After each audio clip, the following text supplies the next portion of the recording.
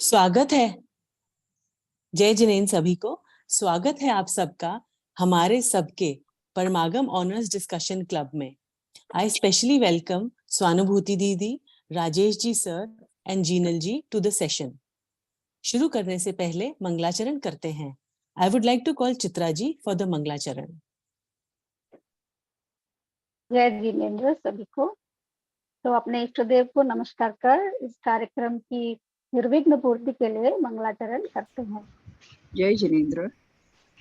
नमो अरिहंतानम, नमो सिद्धानम, नमो आयर्यानम, नमो वच्छायानम, नमो लोये सव्यसाहूनम। मंगलम भगवान वीरो, मंगलम गौतमो गणी, मंगलम कुंद कुंदास्यो, जैन धर्मोस्तु मंगलम। सर्व मंगल मांगल्यम, सर्व कल्याणकारकम,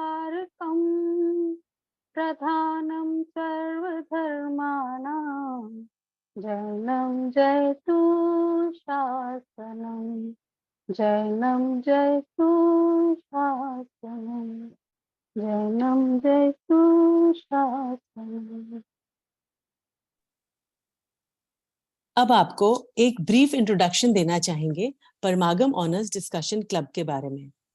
इस ऑनलाइन डिस्कशन क्लब का एम है कि जैन दर्शन के वो सारे कॉन्सेप्ट्स जो हमने परमागम ऑनर्स कोर्स के दौरान पढ़े और समझे, उनको हम और गहराई से समझें और रिवाइज करें।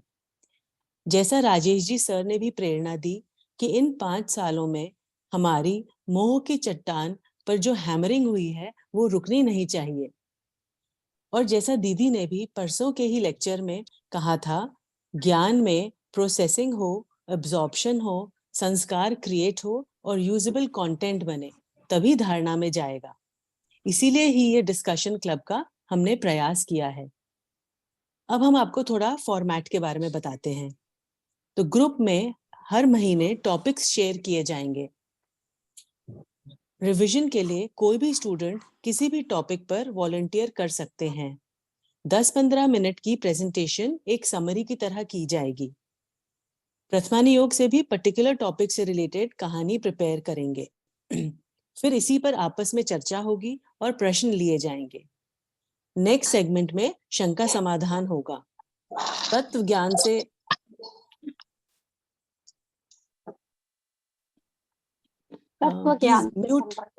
म्यूट करिए प्लीज सब एक minute. Thank you. Next segment में शंका समाधान होगा, जिसमें तत्व ज्ञान से संबंधित प्रश्न हो या जीवन की छोटी से छोटी या बड़ी से बड़ी प्रॉब्लम हो, सभी को जैन सिद्धांतों के एप्लीकेशन से सॉल्व कैसे करें, ऐसे सॉल्यूशन हमारे गुरु देंगे। लास्ट सेगमेंट में विभिन्न स्तुतियां और मंगलाचरण को कंठस्थ करेंगे। तो आज के सेशन को आगे बढ़ाते हैं। आमंत्रित करना चाहूंगी निधि जी को कि वो आकर हमें बालबोध 1 के फर्स्ट 2 चैप्टर्स नमोकार मंत्र और 4 मंगल की समरी बताएं। इसके बाद शुभम जी प्रथमानुयोग से रिलेटेड कहानी शेयर करेंगी। Over to you Nidhi ji. जय जिनेन्द्र सभी को। राजेश सर, स्वानुभूति दीदी आपके सामने कुछ कहने की चेष्टा कर रहे हैं। बस एक रिवीजन है, अपना ही काम कर रहे हैं, तो अपना ही भला करने की कोशिश की जा रही है यहाँ। तो जो टॉपिक आज मुझे मिला है वो अपन मतलब नमोकार मंत्र है। और नमोकार मंत्र के बारे में अगर हम सभी ध्यान से सोचें कि ये मंत्र हमने कब सीखा, तो मुझे नहीं ऐसे लगता कि हम में से किसी को भी याद होगा कि हमने किस उम्र में सीखा। तो जब हमें चीजों की समझ भी नहीं थी या शायद हम बोलना ही सीख रहे थे, तो हमारे पेरेंट्स ने या हमारे ग्रैंड पेरेंट्स ने हमें ये सिखाया। तो क्या खास बात है? खास बात यह है कि जिन धर्म का बीज है, बहुत सरल है, बहुत जल्दी, जैसे कि मैंने अभी कहा, बहुत कम उम्र में बच्चे सीख लेते हैं। और हमने भी अपने बच्चों को बिल्कुल 2, ढाई, 3, 4 साल की उम्र में ये मंत्र सिखाया। तो बात बहुत सरल है लेकिन बहुत गहरी है।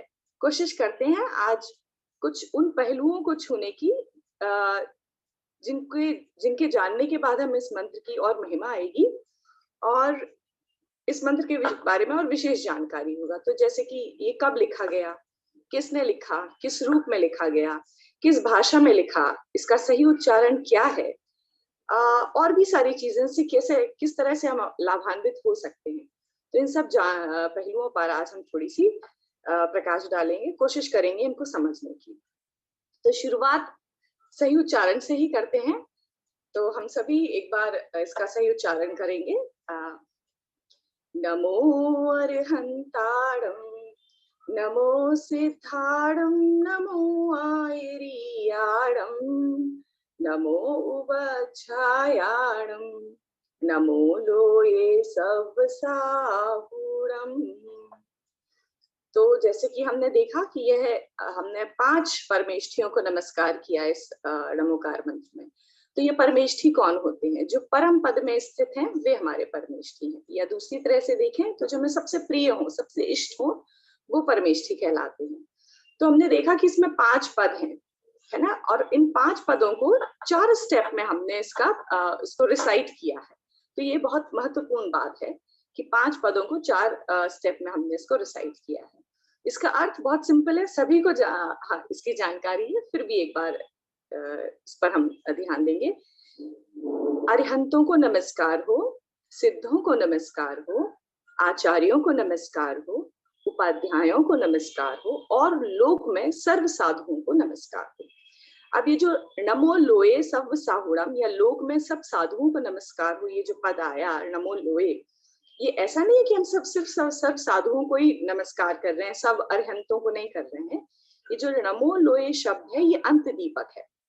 अंत दीपक मतलब हमारे जो आचार्य होते थे, मतलब इतने इंटेलिजेंटली किसी चीज को क्रिएट करते थे, कंटेंट को, कि एक ही शब्द से बहुत सारा काम चल जाए। अंत दीपक मतलब आपने लास्ट के रूप में कुछ रख दिया और उसका प्रकाश पूरे घर में हो गया। तो जो नमो लोये शब्द है वो नमो अरिहंताणम में भी लगना है, नमो सिद्धाणम में भी लगना है। मतलब लोक के सब अरिहंतों को नमस्कार, लोक के सब सिद्धों को नमस्कार, लोक के सब आचार्यों को नमस्कार, लोक के सब उपाध्यायों को नमस्कार, और लोक में जितने साधु हैं उन सबको नमस्कार। इस तरह से इसका अर्थ हुआ। अब आगे बढ़ते हैं। हमने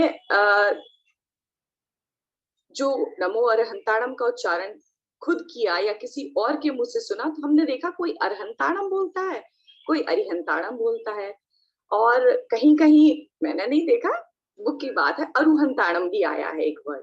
तो इनमें से कौन सा सही है, हम कैसे इसका सही उच्चारण करें? तो पता चलता है कि अरहंताणम, अरिहंताणम और अरुहंताणम, ये तीनों प्रोनाउंसिएशन सही है। थोड़ा थोड़ा सा इनके मीनिंग में थोड़ा सा फर्क है, वो हम ध्यान देते हैं, वो देखते हैं। अरिहंताणम का अर्थ है अरि और हंत, मतलब अरि मतलब दुश्मन, तो जिसने अपने कर्म शत्रुओं का नाश किया है, ऐसे अरिहंत देव।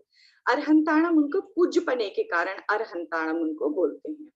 और अरु का अर्थ होता है बीज, तो जिसने संसार का बीज का नाश कर दिया, संसार के बीज मतलब जन्म मरण का नाश कर दिया है, ऐसे अरिहंत देव, तो इसलिए अरुहंताणम भी बोला जा सकता है।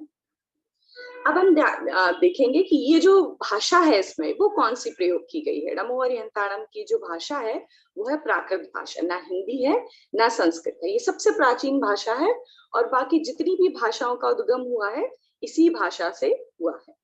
अच्छा, अब किस फॉर्मेट में ये लिखा गया है? जैसे कि हम पढ़ते हैं, दोहा हमने हिंदी में देखा, जब हम हिंदी पढ़ते थे, चौपाइयां हमने देखी, तो नमोकार मंत्र को किस कॉम्पोजिशन इसकी क्या है? तो वो है गाथा छंद। गाथा छंद की खास बात यह है कि इसमें इसको 4 चरणों में पढ़ा जाता है, और उसकी लय भी इसलिए एक पर्टिकुलर लय बन जाती है। अब कहीं कहीं आपको आर्या छंद भी लिखा मिलेगा, तो गाथा छंद और आर्या छंद दोनों में ही मात्राओं की और अक्षरों की संख्या समान होती है, लेकिन जब कभी कोई चीज आप संस्कृत में देखेंगे तो वो आर्या छंद कहलाती है, और प्राकृत में देखेंगे तो उसी चीज को गाथा छंद भी कहते हैं। तो इस तरह से ये गाथा छंद में लिखा गया है, प्राकृत इसकी भाषा है। इसमें 5 पद हैं, जैसा कि हम सबने देखा, पंच परमेष्ठियों को नमस्कार किया है तो 5 पद हैं, लेकिन रिसाइट करने वक्त हम इसको 4 चरणों में इसको सही रूप में पढ़ते हैं। जैसे हमने ध्यान दिया होगा, जब चौपाई पढ़ते हैं तो एक अलग धुन निकलती है ना, एक दोहा पढ़ते हैं तो एक अलग धुन निकलती है, ऐसे ही जब गाथा छंद पढ़ते हैं तो इसको 4 चरणों में ही पढ़ा जाता है। इसमें 35 अक्षर हैं और 58 मात्राएं हैं। इस तरह से इसकी ड़मोकार मंत्र की पूरी अपनी बात है। अब ड़मोकार मंत्र को बहुत सारे अन्य नामों से भी जाना जाता है, जैसे कि अनादि निधन मंत्र, महामंत्र, ड़मोकार मंत्र, जैसा कि अभी हमने बोला, पंच नमस्कार मंत्र, मूल मंत्र, अपराजित मंत्र। इन सब नामों के पीछे एक रहस्य है, एक जानकारी है, इनको इन नामों से क्यों बुलाते हैं, तो उन कुछ जानकारियों पर आज हम ध्यान देंगे। तो मूल मंत्र क्यों बुलाते हैं? तो मूल मंत्र इसलिए बुलाते हैं कि पंच परमेष्ठी जो है हमारे, वो धर्म का आधार है। हमको धर्म की जो भी समझ है वो इन्हीं के द्वारा हमें मिली है। कुछ इस मार्ग में प्रूव्ड हो चुके हैं, कुछ इस मार्ग में लगे हुए हैं। तो इस तरह से, क्योंकि ये हमारे धर्म का मूल आधार है और सभी मंत्र यहीं से निकलते हैं, क्योंकि मूल बात जिनको हम नमस्कार कर रहे हैं वो मुख्य हैं, तो सारे मंत्र यहीं से निकलते हैं, इसलिए इसको मूल मंत्र कहते हैं। फिर हम बात करेंगे कि महामंत्र क्यों है। तो महामंत्र इसलिए कि इसमें सर्वाधिक पद और मात्राएं आते हैं, इसलिए महामंत्र है। एक और भी बहुत विशेष कारण है जहां मैं आपका ध्यान लेकर जाना चाहती हूँ कि हमने नमोकार मंत्र में किसी व्यक्ति विशेष को नमस्कार नहीं किया। जैसे हमने ओम नमः, जैसे हम कहते हैं महावीराय नमः, तो सिर्फ महावीर भगवान को नमस्कार हुआ, है ना। हमने कहा श्री पार्श्वनाथ जिनेन्द्राय नमः, तो श्री मतलब सिर्फ पार्श्वनाथ भगवान को नमस्कार हुआ। यहाँ हम किसी व्यक्ति विशेष को, वो भी पूज्य ही हैं, लेकिन हमारा जो नमस्कार का जो हमारा भाव हुआ है उसमें हम किसी एक जने को नमस्कार नहीं कर रहे हैं, हम उन लोक के सब अरहंतों को नमस्कार कर रहे हैं जो हुए हैं और होंगे, है ना। तो हमारा जो नमस्कार है बहुत वास्ट है। इसी तरह इसमें किसी तरह की याचना नहीं की गई है। सबसे खास बात जिस पर हमें बहुत गर्व होना चाहिए, यह धर्म हमें स्वतंत्र होने की कला सिखाता है। हमें किसी से कुछ भी नहीं चाहिए, मतलब हमें अपने भगवान से भी कुछ भी नहीं चाहिए। भगवान ने जो हमें रास्ता बताया है हम सिर्फ उसको फॉलो करेंगे, क्योंकि जो भी हमें प्राप्त करना है उसकी शक्ति हमारे अंदर स्वयं है। तो किसी तरह की याचना नहीं की गई है, ये बहुत विशेष बात है। और यहाँ पर गुणों को नमस्कार किया गया है, जैसा कि पहले कहा व्यक्ति विशेष को नमस्कार नहीं किया है। और गुण कैसे हैं? गुण तो त्रैकालिक हैं, है ना। वो कभी उनका कुछ उसमें घटबढ़ नहीं होने वाली है, वो जैसे थे वैसे हैं और वैसे ही रहेंगे। तो इस तरह से इसको महामंत्र भी कहा गया है। अब हम बात करते हैं कि अनादि निधन मंत्र इसको क्यों कहते हैं। तो ये जो 5 पद हैं, अरिहंत, सिद्ध, आचार्य, उपाध्याय और साधु के, इन पदों का कभी अभाव नहीं हुआ है। अभाव इन द सेंस, ये पहले भी थे, पास्ट में भी थे, अभी भी हैं। अरिहंत और सिद्ध हमको प्रेजेंट में देखने नहीं मिलते हैं, लेकिन भविष्य में होंगे। तो किसी भी काल में इन 5 पदों का अभाव नहीं हुआ। इन पांचों पदों को नमस्कार करके हम इसको अनादि निधन कह सकते हैं। बिल्कुल है ही, क्योंकि ये कभी इनका नाश होने वाला नहीं है। लेकिन फिर ये जो नमोकार मंत्र हम बोल रहे हैं उसका क्या ओरिजिन है? ये तो किसी फॉर्मेट में हमको मिला। इसी कारण से ये सादी शांत भी है। सादी मतलब जहाँ इसकी उत्पत्ति हुई है, और शांत मतलब हो सकता है इसका कभी हम जब पंचम काल में हम सुनते हैं कि सब कुछ विनाश को प्राप्त हो जाएगा, तो हो भी सकता है कि ये जिस फॉर्मेट में हमें उपलब्ध है वैसा भी हो जाए। तो इस तरह से ये सादी शांत है। अब ये नमोकार मंत्र जब लिखा गया था उसकी बहुत ही इंटरेस्टिंग सी स्टोरी है। हम में से कई लोगों को उसकी जानकारी है। शुद्ध पंचमी के दिन इसकी हम कथा सुनते हैं, उसकी पूरी बात सुनते हैं। मैं आपको डिटेल में नहीं ले जाना चाहती हूँ, लेकिन बहुत शॉर्ट में हम कोशिश करेंगे इस बात को समझने की कि लिखा कब गया था। तो महावीर भगवान के बाद श्रुत परंपरा चलती रही, मतलब महावीर भगवान ने जो उपदेश दिया वो गणधर स्वामी ने सीखा। परवर्ती आचार्यों को वो पूरी नॉलेज बोल के और सुन के पास हुई। लेकिन 681 ईयर्स के बाद जब धरसेन आचार्य, जो कि 12 अंग में से एक अंग के ज्ञाता थे, उनको ये विकल्प आया कि शुद्ध परंपरा अब नहीं चलने वाली है, इसको लिपिबद्ध करना जरूरी है, क्योंकि हमारी बुद्धि जो है दिन ब दिन मंद होती जा रही है, इसको लिखने की जरूरत नहीं तो आगे तो और भी चीजों का ह्रास हो जाएगा इस ज्ञान का। तो उनको ऐसा विकल्प आया और कुछ इस तरह के निमित्त बने कि उन्हें 2 योग्य शिष्य मिले और उन्होंने पूरा ज्ञान दिया। और वो 2 महान शिष्य थे, भूत बलि आचार्य और पुष्पदंत आचार्य। तो इन 2 लोगों ने सारे जिनागम को, जो कि उन्होंने पास किया, तो उन्हें अपने गुरु से जो ज्ञान मिला था उसको लिपिबद्ध किया। तो किस तरह लिपिबद्ध किया और कहाँ लिपिबद्ध किया? षट खंडागम जी की रचना हुई। जो पहला शास्त्र है, जो पहली चीज लिपिबद्ध हुई वो है षट खंडागम। और उसके भी मंगलाचरण के रूप में भगवान की महावीर की वाणी को सबसे पहले पेन डाउन किया गया, तो वो नमोकार मंत्र के रूप में मंगलाचरण के रूप में किया गया। तो ये पहली चीज थी जो लिखी गई। तो इस तरह से ये हमको प्राप्त हुआ। और मंगलाचरण का स्वरूप भी जैसे भी शुरू हुआ था, हमारा सेशन हमारी चित्रा जी ने नमोकार मंत्र से ही स्टार्ट किया था, है ना। और उसको बताया था कि निर्विघ्न पूर्ति के लिए और इष्ट देव को नमस्कार करने के लिए हम इस तरह ही ये नमोकार मंत्र एग्जिस्टेंस में आया, जिस फॉर्म में हमें ये मिलता है। अब इसके बाद हम ध्यान देंगे कि एक महिमा मंत्र भी आता है, ऐसो पंच नमो यारो सर्व पाव पनासनो मंगलाड़म च सव्यसिम परमम होई मंगलम। उसका क्या अर्थ है, ये भी प्राकृत में लिखा गया है। इसका अर्थ है कि यह पंच नमस्कार मंत्र सब पापों का नाश करने वाला है और सब मंगलों में पहला मंगल है। मैं आपका ध्यान ले जाना चाहती हूँ एक शब्द पर, सब पापों का नाश करने वाला है। तो ये तो बहुत अच्छी हमको की मिल गई, हम कुछ भी करें हमारे तो सारे पापों का नाश होने वाला है। लेकिन ऐसा नहीं है, जो किया है उसकी सजा तो मिलती ही है हमको, है ना। तो अब सब पापों का फिर क्या मतलब है, आचार्य देव ने लिखा है तो फिर बात तो झूठी नहीं हो सकती, इसकी कुछ और अपेक्षा है, उस पर हम ध्यान देंगे। तो सब पापों का मतलब उन सारे पापों की बात नहीं है जो आपने भूत में की है या जो आप भविष्य में करने वाले हैं, उन पापों की बात नहीं है। सब पापों से मतलब है हिंसा, झूठ, चोरी, कुशील, ये सारे पापों का नाश होने वाला है। अब ध्यान देंगे कि कौन से हिंसा, झूठ, चोरी, कुशील, परिग्रह का नाश होने वाला है। तो जब कोई जीव, हम इस मंत्र को भावपूर्वक पढ़ते हैं, अपना उपयोग बाहर से हटाकर इस मंत्र में लगाते हैं, इसके उच्चारण में, इसके भाव, इसके अर्थ में लगाते हैं, तो हमारा स्थूल रूप से देखिए ना, उस वक्त हम ना कोई हिंसा कर रहे हैं ना झूठ बोल रहे हैं, इस तरह से हमारे पापों का नाश होता ही है और हुआ ही है अभी तक, जब जब हमने इसको रिसाइट किया है। लेकिन असली जो, अगर आपको लॉन्ग टर्म इसका इफेक्ट चाहिए है, तो हमें इन पंच परमेष्ठियों का स्वरूप जानने की आवश्यकता है और गहराई में। और डेफिनेटली जब हमें पता चलेगा कि ये हमारे जैसे ही संसारी जीव थे और इन्होंने किस तरह अपने आप को इस मार्ग पर बढ़ाकर शुद्ध हुए, हमारा भी जो है मिथ्यात्व का नाश होगा और हम भी सब पापों का नाश भूत भविष्य वर्तमान के कर पाएंगे। तो इसी बात से हम आगे बढ़ते हैं कि इस मंत्र को पढ़ने से लाभ क्या है।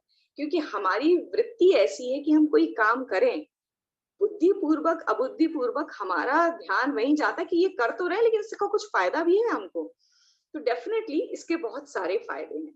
फायदे के लिए भी बहुत सुंदर तरीके से, बहुत साइकोलॉजिकली इसको ऑर्गेनाइज किया गया है कि 3 फायदे हैं इसके, और ये 3 फायदे 3 लेवल के जीवों के हिसाब से। पहला फायदा अगर हम देखें तो वो है कि सब पापों का नाश, जैसा कि हमने अभी अभी सीखा। ये बहुत बिगिनर्स के लिए है कि हमने अभी अभी नमोकार मंत्र पढ़ा, हमारा उपयोग बाहर से हटा स्थूल पापों से, और इस तरह हमारे पापों का नाश हो गया। तो पहला फायदा सब पापों का नाश। कौन से? वर्तमान कालीन सब पापों का नाश, वो भी किसे? जो इसको भाव पूर्वक इसमें उपयोग लगाकर इसको पढ़ रहा है। ऐसे नहीं हमने रैंडमली कुछ बोल दिया, कहीं भी बोल दिया, उच्चारण सही गलत का भी हमें विवेक नहीं रहा, उसके लिए नहीं है, ठीक है। उसके बाद आगे बढ़ते हैं हम। दूसरा बहुत महत्वपूर्ण लाभ है कि हमारे मोह राग द्वेष का भाव हो जाता है। तो ये उन जीवों के लिए है जिन्होंने इन पंच परमेष्ठियों के जीवन चरित्र को जाना है, इनकी जर्नी को जानने की कोशिश की है प्रथमान योग के माध्यम से, अपने लाइव जीवन के माध्यम से, कि कैसे उनको देखकर कि कैसे इन्होंने हमारे तरह ही एक आम जीव होकर उनको एक ऐसी चेतना जागी और उन्होंने अपने मोह राग द्वेष का नाश किया, अपने मिथ्यात्व का नाश किया, है ना, और अपने संसार दशा का नाश किया। तो इससे उनके मोह राग द्वेष का नाश हुआ, और ये मैं भी कर सकता हूँ, इस बात की हमें पूरी प्रेरणा और विश्वास जगा कि इन्हें हो सकता है तो मुझे भी हो सकता है। तो इस तरह से हमारे मोह राग द्वेष का नाश भी हो सकता है। और आगे बढ़ते हैं, ये उन जीवों की बात है जो और अंदर जानना चाहते हैं बातों को। तीसरा फायदा है सम्यक ज्ञान की प्राप्ति। सम्यक ज्ञान की प्राप्ति कैसे होगी? तो जो जीव इसको भावपूर्वक पढ़ता है, इन पंच परमेष्ठियों के जीवन चरित्र को जानता है और इनके स्वरूप को भी जानता है कि कैसे इन्होंने हमारी तरह गृहस्थ थे ये, और इस गृहस्थपने को त्यागा, फिर मुनि धर्म अंगीकार किया, इनके सच्चे स्वरूप को वो जानता है। और जब वो इनके सच्चे स्वरूप को जानता है तो उसको पूरा विश्वास आ जाता है 100% कि अरे, जब हमारी तरह सिंह की पर्याय में होकर, मतलब अभी तो हम मनुष्य हैं, सिंह की पर्याय में होकर कोई महावीर बन सकता है, तो निश्चित ही हम भी इनकी तरह इस अनंत सुख को प्राप्त कर सकते हैं, इनकी तरह अनंत सुखी हो सकते हैं। तो ये सम्यक ज्ञान की उपलब्धि, ये तीसरा फायदा है। अब आगे बढ़ते हैं हमारे चत्तारी मंगल पाठ की ओर। तो चत्तारी मंगल पाठ में सच बताऊं, मैंने अभी कुछ दिनों पहले ही पाठशाला पढ़ानी शुरू की, और जब मैंने शुरू की तब मुझे रियलाइज हुआ कि ये चत्तारी मंगल वाला जो पाठ है, हम कितना शुद्ध पढ़ते हैं। मतलब हमने बचपन में सीखा पर कभी ध्यान नहीं दिया कि इसका उच्चारण कैसा हो रहा है। तो सबसे पहली तो ईमानदारी वही बनती है कि हम इसका सही उच्चारण सीखें। तो ये प्रयोग आप सभी की। निधि, एक सेकंड में यहाँ पे थोड़ा सा सिर्फ इसलिए इंटरवीन कर रही हूँ क्योंकि ये परिष्कृत ऑडियंस है, तो जो हमने सब पापों का नाश होता है ये बात कही, उसमें एक पॉइंट और ऐड करना है। आपने बहुत अच्छे तरीके से 3 लेवल पे एक्सप्लेन किया, अप्रिशिएट दैट। पर ये भी हमें समझना चाहिए कि नमोकार मंत्र में हम क्या समझ रहे हैं। हम 5 परमेष्ठियों के स्वरूप को समझ रहे हैं, यानी कि हम नमोकार मंत्र में जो प्राइमरी हम जिनकी पूजा कर रहे हैं वो है अरिहंत देव, एक्चुअली देखा जाए तो from a lot of perspective. और अरिहंतों का स्वरूप यदि द्रव्य, गुण और पर्याय से हमने समझ लिया,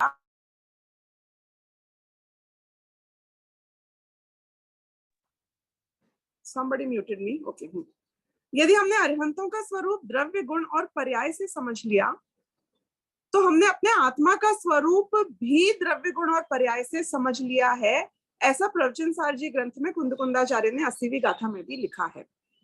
तो यहाँ पाप का अर्थ क्या हुआ कि जो व्यक्ति अपने आत्मा की महिमा, अपने आत्मा का आदर करता है, तो उसके जो शुभ और अशुभ परिणाम दोनों हैं वो पाप है।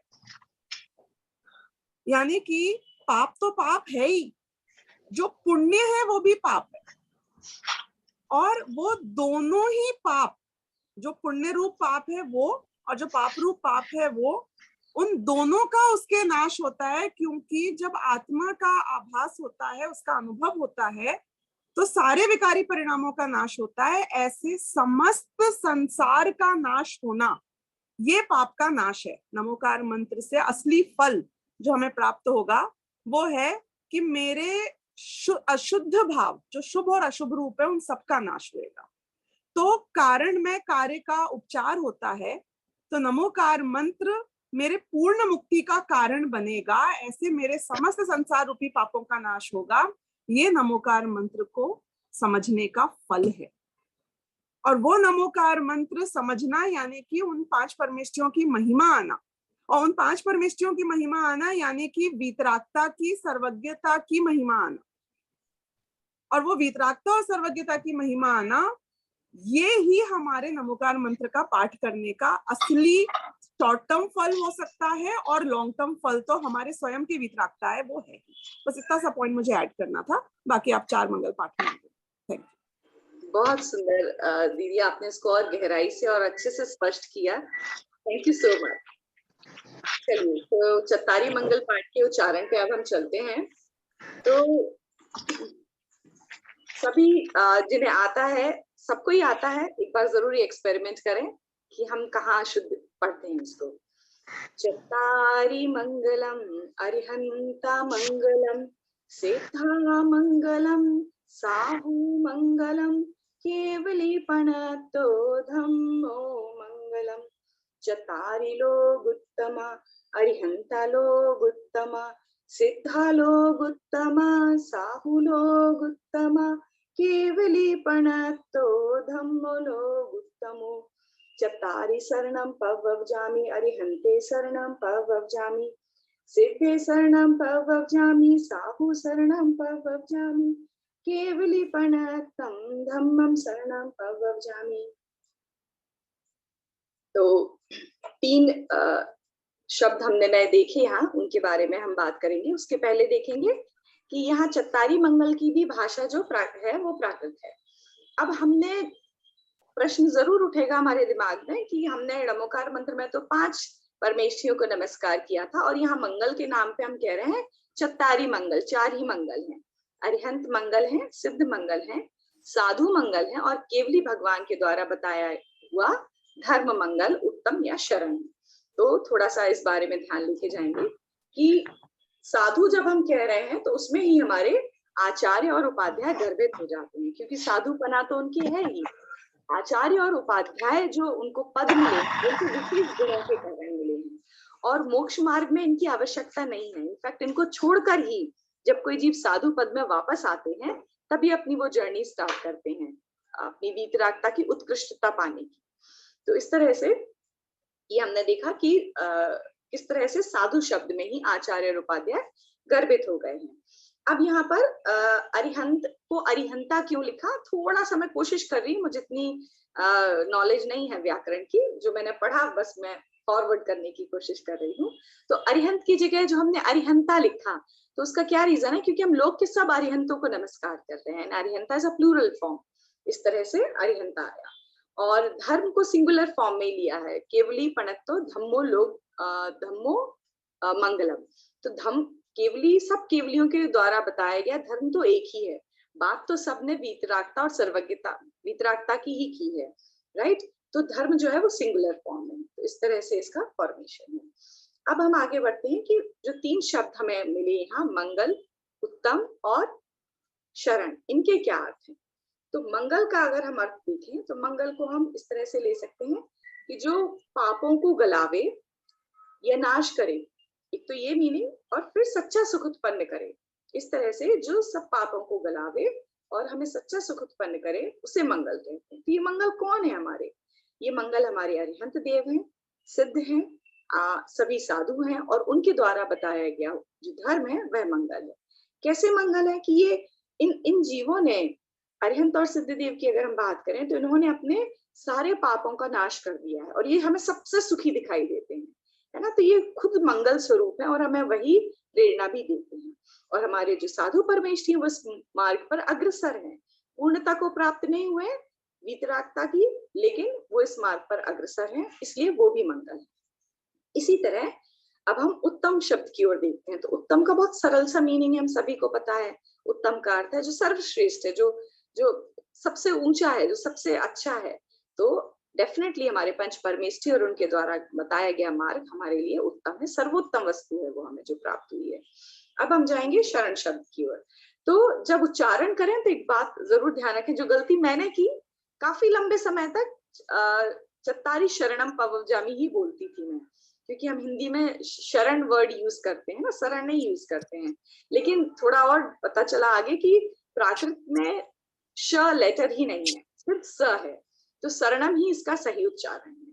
और जैसे हमने बाकी 2 पदों में, 2 गाथाओं में देखा कि आखिरी पद केवली पणत्तो धम्मो मंगलम बोला, या केवली पणत्तो धम्मो लोगुत्तमो बोला, यहाँ ऐसा नहीं है, यहाँ है केवली पण्णत्तम धम्मम शरणम पवजामि। तो इसके उच्चारण में ये विशेष बात है, हम ध्यान देंगे। तो शरण शब्द की तरफ मैं वापस आती हूँ। शब्द का बहुत सिंपल मीनिंग है, हमने हिंदी इतनी पढ़ी है, सहारे को कहते हैं शरण, या सहायता को कहते हैं शरण। तो एक तरह से देखा जाए तो वाकई हमको पंच परमेष्ठियों से बहुत सारी सहायता, आज जितनी भी हमें अपनी आत्मा के, अपनी जो रुचि आई है अपने को जानने में और इनकी तरह सुखी होने, तो यही एक मीडियम है। तो हमें इनकी इस तरह से इनकी शरण में जाना है, इस तरह से हमें इनकी सहायता मिली है।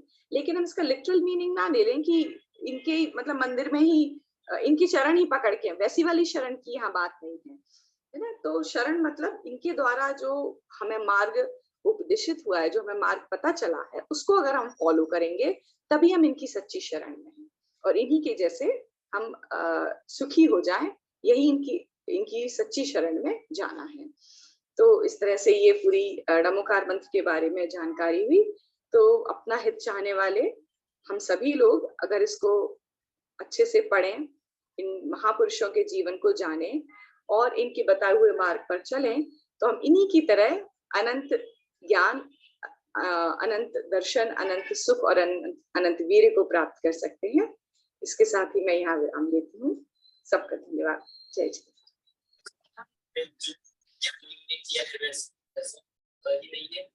इसमें एक बात ये कही गई, अब I would like to invite Shubham ji, आप आके स्टोरी अपना प्रथम योग से कहानी बताइए।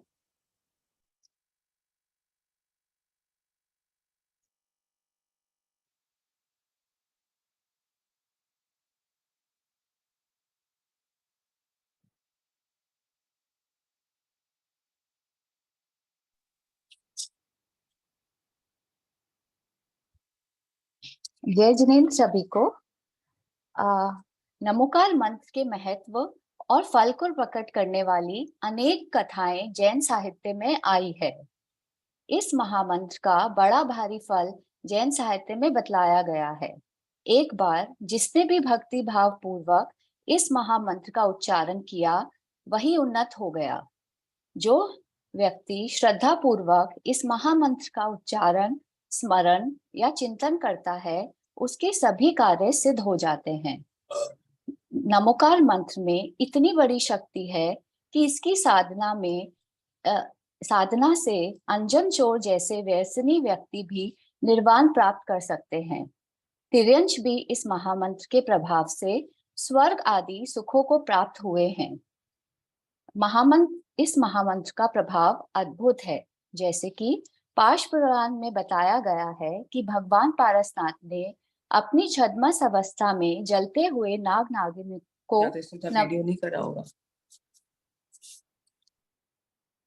नागिन को नमोकार महामंत्र का उपदेश दिया, जिसके प्रभाव से वे धनेन्द्र और पद्मावती हुए।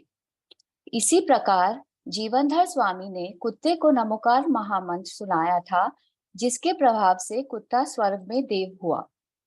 भक्ति भाव पूर्वक इस महामंत्र का ध्यान करने से परिणाम स्थिर होते हैं तथा सभी प्रकार के विघ्न बाधाएं टल जाती है।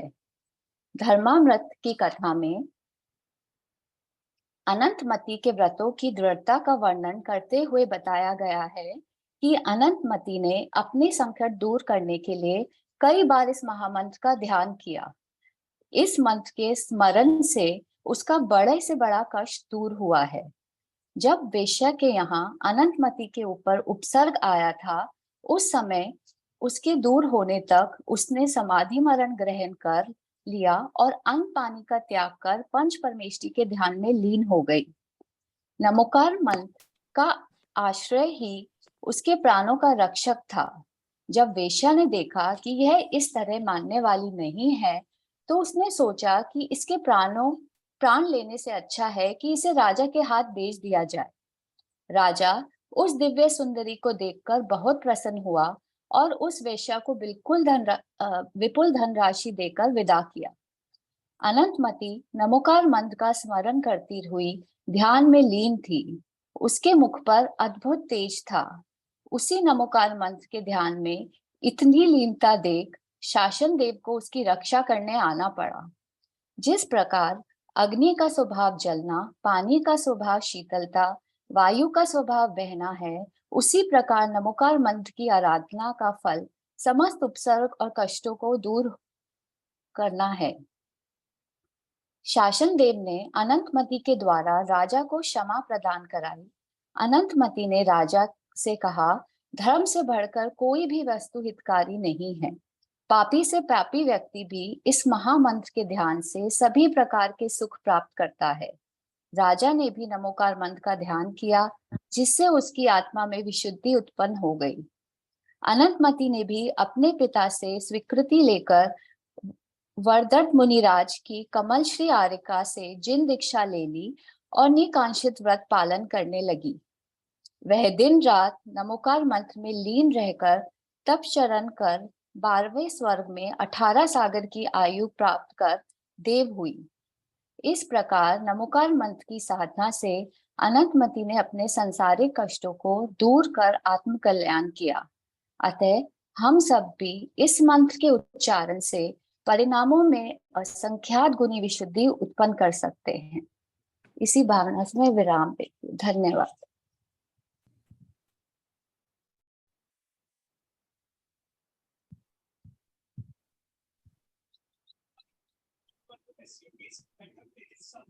Chitra ji, over to you now. हाँ, बहुत ही अच्छी वर्तमान योग से आपने कहानी उठाई शुभम जी। तो अब थोड़ी चर्चा हो जाए। हमारे पास कुछ प्रश्न आए हैं और अब हम देखते हैं उनके जवाब। यदि आप में से भी कोई प्रश्न पूछना चाहते हैं तो हैंड रेज करके या चैट बॉक्स में टाइप करके भेजिए। तब तक हम ये 3 क्वेश्चंस देखते हैं। तो निधि जी, एक प्रश्न आया था कि नमोकार मंत्र में सामान्य केवली को किस पद में लिया है और क्यों? निधि तो जी। जी, केवली जो परमेष्ठी केवली जो पद है वो सामान्य ही होते हैं। सिर्फ विशेष केवलियों की अगर हम बात करें तो हमें तीर्थंकर केवलियों के बारे में पता चलता है। और भी तरह के केवली होते हैं, जैसे सातिशय केवली, मूक केवली, उपसर्ग केवली, समुद्घात केवली, इस तरह से। तो ये जो केवलियों के जो बाइफर्केशंस हैं वो इसलिए हैं कि कुछ विशेष पुण्य पाप के उदय उनमें देखे जाते हैं। अदरवाइज सारे जितने भी केवली होते हैं वो सब अरिहंत पद वाले ही होते हैं। इनफैक्ट ये इनके सिनोनिम्स हैं। केवली जिन्हें संज्ञा मिल जाती है, सहयोगी जिन्हें कहते हैं, तो सारे केवली जो हैं वो अरिहंत पद वाले ही होते हैं। आई होप मैंने धन्यवाद। हाँ हाँ, नहीं बिल्कुल आपका दीदी काफी कन्विंस। जाइए। तो रश्मि जी आपके भी थे ना 2 प्रश्न, प्लीज पूछिए। ओवर टू यू रश्मि जी। अभी निधि जी ने बताया कि नमोकार मंत्र एक अनादि निधन मंत्र भी है, उसको अनादि निधन मंत्र भी बोलते हैं। तो मेरा प्रश्न है कि जब पंचम काल का जब अंत हो जाएगा तब तो यह धर्म नहीं रहेगा, तो धर्म नहीं रहेगा तब नमोकार मंत्र भी नहीं रहेगा, तो ये अनादि निधन कैसे हुआ? जी बिल्कुल, अभी थोड़ी सी इसकी चर्चा हमने पहले भी की हुई थी कि अनादि निधन हमने इसको कैसे कहा। ये जो 5 परमेष्ठियों का स्वरूप है, ये स्वरूप, ये जो गुणों के साथ वो ये जो पोस्ट है, एक्चुअली ये व्यक्ति विशेष नहीं है। तो डेफिनेटली पांचवें आर्य के बाद सब चीजों का, धर्म का भी नाश हो जाएगा। तो जिस फॉर्म में हमें नमोकार मंत्र मिला है हो सकता है वैसा ना रहे। और आगे जब हम पंच परमेष्ठियों, भविष्य काल में जब पंच परमेष्ठियों का हम स्मरण करें तो हो सकता है कुछ और शब्द इधर उधर हो, मतलब मालूम नहीं है। तो ये जिस फॉर्म में हम याद करते हैं उसको तो सादी सांतपना है, लेकिन ये जो पंच परमेष्ठियों के पद हैं ये अनादि निधन है। ये हुए थे, अरिहंत देव हुए हैं और होंगे भी सिद्ध। वही अरिहंत देव सिद्ध बनेंगे, बने भी हैं और आगे भी बनेंगे। और उसी परंपरा में आचार्य उपाध्याय साधु भी इस तरह से पांचों परमेष्ठियों की जो एग्जिस्टेंस है वो थी, है और रहेगी। तो और उन्हें नमस्कार करेंगे जब हम, तो वो हमारा नमोकार मंत्र हो जाएगा। तो इस तरह से ये अनादि निधन ही है। जी बहुत बहुत अच्छे अच्छा। में निधि जी।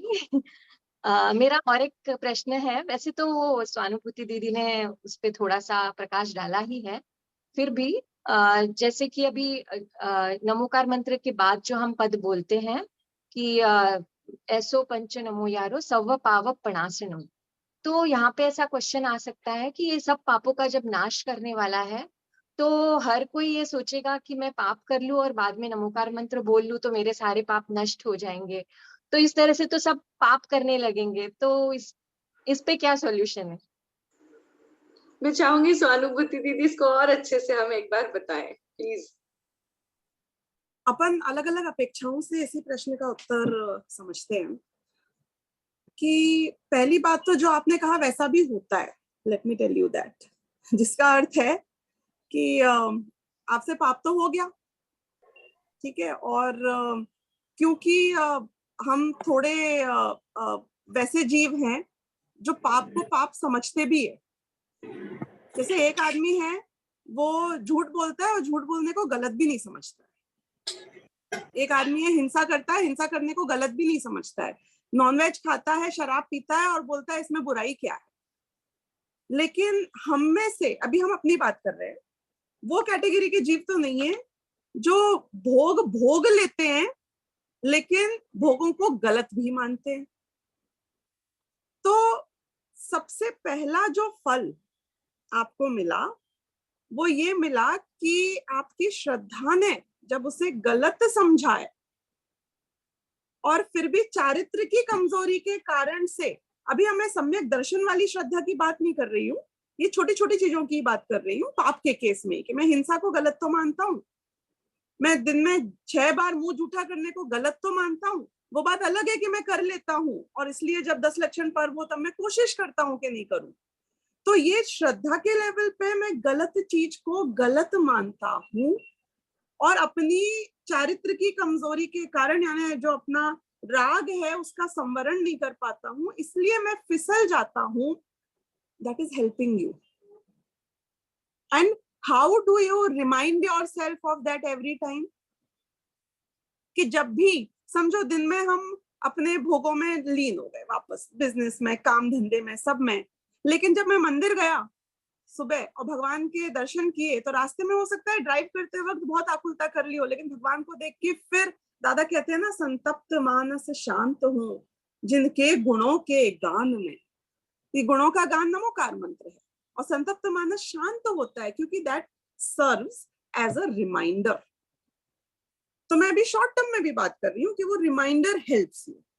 अब दूसरी अपेक्षा से देखा जाए, कर्णानुयोग की अपेक्षा से, तो वास्तव में ऐसा होता है कि मेरे प्रति समय के जो परिणाम हैं, नए परिणाम, ये पुराने बंधे हुए कर्मों का स्टेटस चेंज कर देते हैं.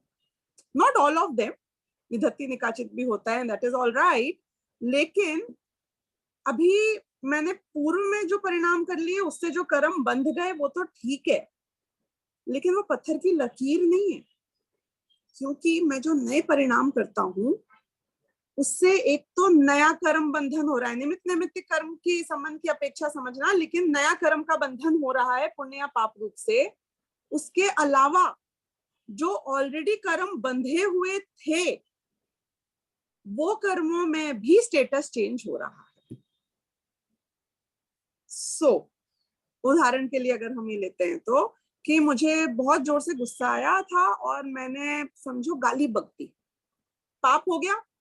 अब अगले ही क्षण मेरे कान में शब्द पड़े, समझो नमोकार मंत्र के पड़े, या मेरे मन में विचार आया, या वीतरागता की महिमा आई, ये सब एक ही बात है.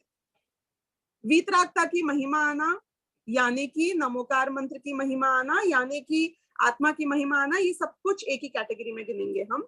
तो मैंने अपने आप, अचानक मेरे मन में ये विचार कौंधा या कोई शब्द पड़े, तो ये दिमाग में आया कि मैं किस चीज के ऊपर इतना गुस्सा हो रहा हूँ, क्यों मैंने इतने अपने शब्द खराब किए, अपना मन खराब किया, वचन खराब किया. अब जो मेरे मन में पाप तो बंध गया था गाली देने का, अभी जो परिणाम थोड़े सुधरे, वो सुधरने के काल में नया तो पुण्य का बंध हो रहा है, नो डाउट अबाउट इट. लेकिन जो पिछले समय में मैंने पाप बांधा था ना, अभी गाली देते वक्त, वो पाप का भी इन अ लॉट ऑफ केसेस कहीं अपकर्षण हो जाता है, कहीं संक्रमण हो जाता है. You know what is the meaning of अपकर्षण एंड संक्रमण? अपकर्षण यानी कि उसकी जो इंटेंसिटी थी, जो उसका टाइम ड्यूरेशन था, जिसे हम बोलते हैं स्थिति बंध और अनुभाग बंध.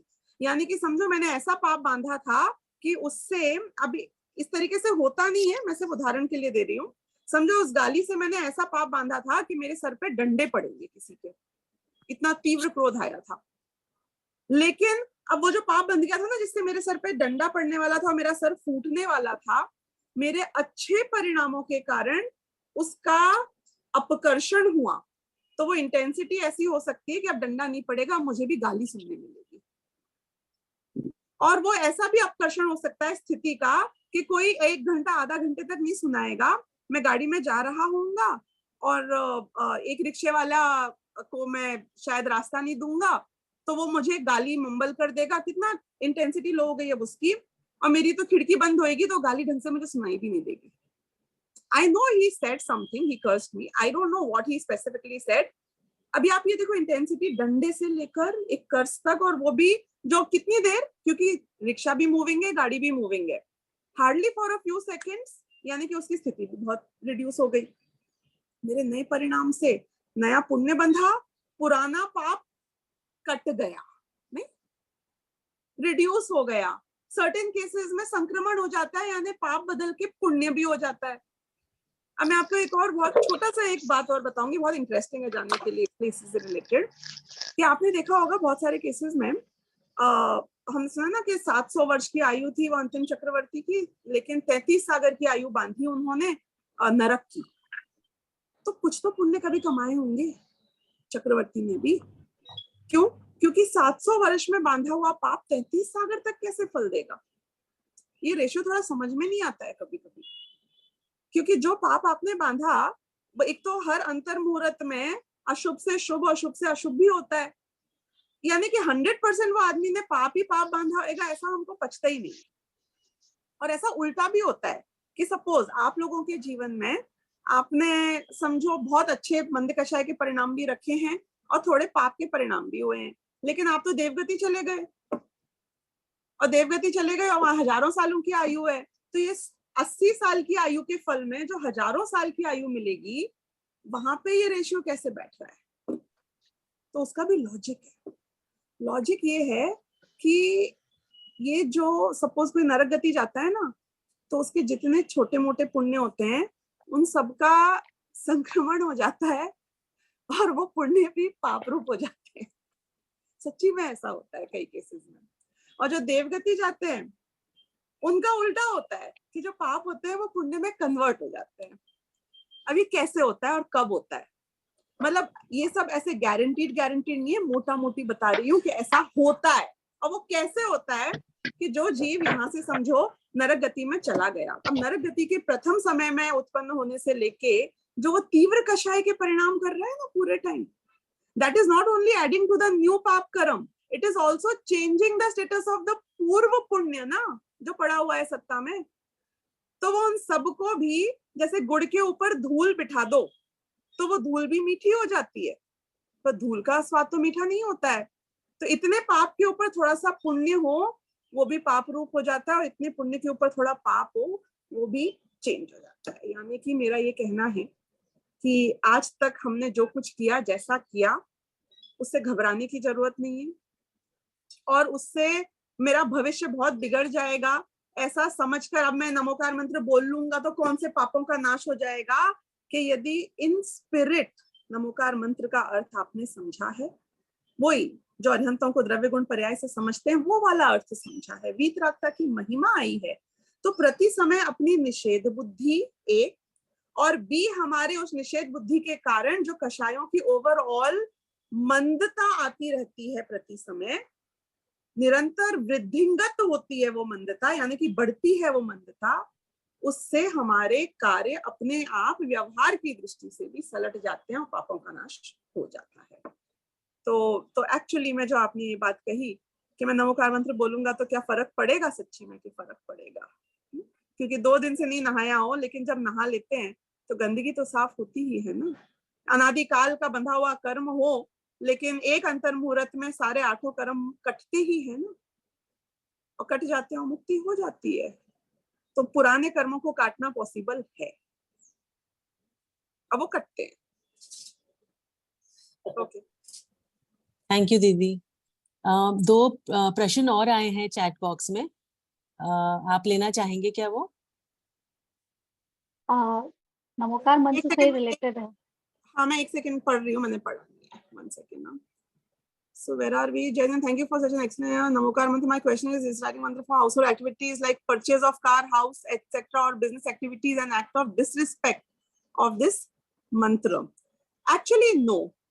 Saurabh, do you want to just spell out the question एक बार ढंग से, ताकि जो लोगों ने पढ़ा नहीं है वो सुन रहे हैं वो भी इसे समझ सके? Sure, ma'am. Yeah. So my question is that I often see application or reciting of Namokar Mahamantra in household activities, like when we purchase a new house or we purchase a new asset, so to speak. Now, understanding the expectation from a reciter about this mantra, this particular event does not fit anywhere in that particular situation. So if reciting that mantra, to think that this is going to be giving me a house where it will be more peaceful, a car that is going to be more problem-free, with that kind of an intention, would it be a disrespect for reciting such a mantra? So disrespect, definitely not. Definitely not. That's point number 1. आपने अनादर नहीं किया है। जब भी हम कोई मंगल कार्य करते हैं, यू नो, नाउ मैं मंगल को भी बहुत अलग तरीके से डिफाइन करूंगी ऑल दो, लेकिन चाहे संसार के केस में हो और चाहे मोक्ष मार्ग में हो, कोई भी कार्य जो मुझे इष्ट लगता है, अभी मैं उसे यहाँ पे मंगल कहूंगी, not the real Mangal one, जो हम चाहते हैं कि गड़बड़ाए नहीं, गलत नहीं हो, आप डर रहे हो, आप चाहते हो सब सही हो जाए, तो आप मंगल करते हो कि भाई ये काम अच्छे से, गाड़ी खरीदी है, गाड़ी का एक्सीडेंट नहीं हो, गाड़ी अच्छी रहे, बनी रहे, घर खरीदा है, ये घर शुभ रहे मेरे लिए। तो वो जो हमें इष्ट बुद्धि है अनुकूल संयोगों में, आइडियली देखा जाए तो फैक्ट क्या है? अब देखना, संसार में मंगल तो होता ही नहीं है, क्योंकि संसार खुद ही अमंगल रूप है। अब ये कॉन्फ्लिक्ट देखो, इट्स अ ब्यूटीफुल कॉन्फ्लिक्ट, राग और वीतरागता। नहीं, अब आप मुझे ये बताइए कि जब मैं राग का कार्य कर रहा हूं तो वीतरागता का बैलेंस होना जरूरी है कि नहीं? And I will give a very mundane example here, कि जैसे अपना बच्चा यदि यूनिवर्सिटी में टॉप करता है, एलोकेशन कंपटीशन में पार्टिसिपेट किया, इंटर कॉलेज, इंटर स्कूल, और वो फर्स्ट आ गया टॉप, और सारे लोग उसकी तारीफ कर रहे हैं, तो जैसे ही बच्चा घर आएगा, उसके पेरेंट्स को एक रिस्पॉन्सिबिलिटी फील होती है कि बेटा you did great, but you could, you know, थोड़ा सा अगर अपन रिफाइन करेंगे, वी कैन बी बेटर। आप इस पॉइंट पे क्यों बोल रहे हो उसको? आप कल बोल देना, परसों बोल देना, क्योंकि आपको ये डर है कि ये पचा नहीं पाएगा, ये इतनी एप्रिसिएशन मिल गया, ये ओवर कॉन्फिडेंस में चला जाएगा, ये अंधा हो जाएगा। इसको थोड़ा सा जमीन पे लाना भी जरूरी होता है, और वो काम दुनिया नहीं करेगी, वो काम मुझे करना चाहिए, क्योंकि मैं उसकी माँ हूं, मैं उसका बाप हूं। तो हम जब संसारी कार्यों में चले जाते हैं अंधाधुंध, गाड़ी खरीद रहे हैं, घर खरीद रहे हैं, बिजनेस कर रहे हैं, प्रॉफिट हो रहा है, whatever good things are talking about, पहली बात तो आप संसार की तरफ भागे चले जा रहे हो। ब्रेक कौन लगाएगा? हमें असलियत कौन दिखाएगा? असली मंगल गाड़ी नहीं है, असली मंगल मन की शांति है, असली मंगल घर नहीं है। असली महिमा राग की नहीं है, भोगों की नहीं है, वीतरागता की है। It's a reminder. तो अब इसको हम अलग अलग तरीकों से देखेंगे। पहली चीज, मैंने मंगल इसलिए किया क्योंकि मैं जब सुबह सुबह उठता हूँ तो सुबह सुबह मंदिर जाने का इसलिए विधान है कि ऑफिस जाने से पहले आपने अपना काम शुरू किया, उसके पहले मैंने अपना ब्रेन वॉश कर लिया, अपने आप को स्टेबल कर लिया, मैंने अपने आप को सही ले आया कि ओके ये सब संसारी चीजों में कुछ नहीं रखा हुआ है, ये सब पर द्रव्य है, राग द्वेष सही नहीं है। अब उसके बाद में मैं जाता हूँ और वहां जाके मेरे ऊपर बम पड़ता है। बम तो फूटेंगे ही ना संसार में, लेकिन मेरा काम और कंपोजर मेंटेन रहता है। क्यों? क्योंकि मुझे ब्रेन वॉश मिल रहा था ना एट रेगुलर इंटरवल्स। तो ऐसे ही जब आप ऐसा कोई भी संसार का कार्य कर रहे हो, वहां पे don't get so invested in your car and your मकान। क्यों? क्योंकि ये सब क्षणभंगुर है, और हमारे अनंत भगवान जिनकी हम पूजा कर रहे हैं नमोकार मंत्र में, उनने इन सबको छोड़ दिया, उसकी व्यर्थता रियलाइज करी है। तो मैं भी अपनी कमजोरी से फॉर द टाइम बीइंग खाना खा लेता हूँ, लेकिन मैं इसकी व्यर्थता समझता हूँ, घर खरीद लेता हूँ, इसकी व्यर्थता समझता हूँ। ये असली मंगल हो रहा है नमोकार मंत्र से। वो गाड़ी टिकी रहेगी, ये मंगल नहीं हो रहा है, लेकिन गाड़ी में गृद्धता नहीं रहेगी, असली मंगल होएगा हमारा। तो नमोकार मंत्र तो बोलना चाहिए। वो डिसरिस्पेक्ट नहीं है, वो अपनी आत्मा की रिस्पेक्ट है, वो वीतरागता की रिस्पेक्ट है। और इनफैक्ट कब कब बोलना चाहिए? मैं तो बोलूं जितनी बार बोल सकते हो बोलो, दिन में 3 बार बोलो। सिर्फ सुबह सुबह क्यों बोलना है? जब भी प्रॉब्लम हो तब बोलो कि मैं खतरे में हूँ, मेरे ऊपर शेर हमला कर रहा है, नमोकार मंत्र बोलूं कि नहीं बोलूं? कि मैं तो खड्डे में गिरा हुआ हूँ, मैं गटर में लथपथ हूँ, ऐसी गंदी जगह थोड़ी अशुद्ध झूठे मुंह से नमोकार मंत्र बोलूं कि नहीं बोलूं? कि तुम्हें बोलने के लिए मुंह की क्या जरूरत है? मन में बोल लो। गड्ढे में गिरा हूँ, शुद्ध नहीं हूँ, नहाया हुआ नहीं हूँ, नमोकार मंत्र बोलूं कि नहीं बोलूं? कि बिल्कुल बोलो। क्यों नहीं बोलो? क्यों? क्योंकि नमोकार मंत्र शरीर की शुद्धि के लिए थोड़ी है। नमोकार मंत्र तो भावों की, मन की, परिणामों की शुद्धि के लिए है। तो नमोकार मंत्र यानी कि वो शब्द नहीं है, ये शब्द तो आलंबन है, ये बहाना है। नमोकार मंत्र वो भाव है, वीतरागता का आदर है, वीतरागी अवस्था का आदर है। और वो आदर मेरी भविष्य में वो अवस्था मुझे प्राप्त करनी है, इसका रिमाइंडर है कि मैं उनकी एप्रिसिएशन इसलिए करता हूँ उस अवस्था की, क्योंकि मेरे लिए वो इष्ट सच्ची में तो ये इष्ट है ना। तो गाड़ी इष्ट नहीं है, घोड़ा इष्ट नहीं है, ये अवस्था इष्ट है, ये वीतरागता इष्ट है। I hope I have answered your question. You definitely did a wonderful job. Thank you, ma'am.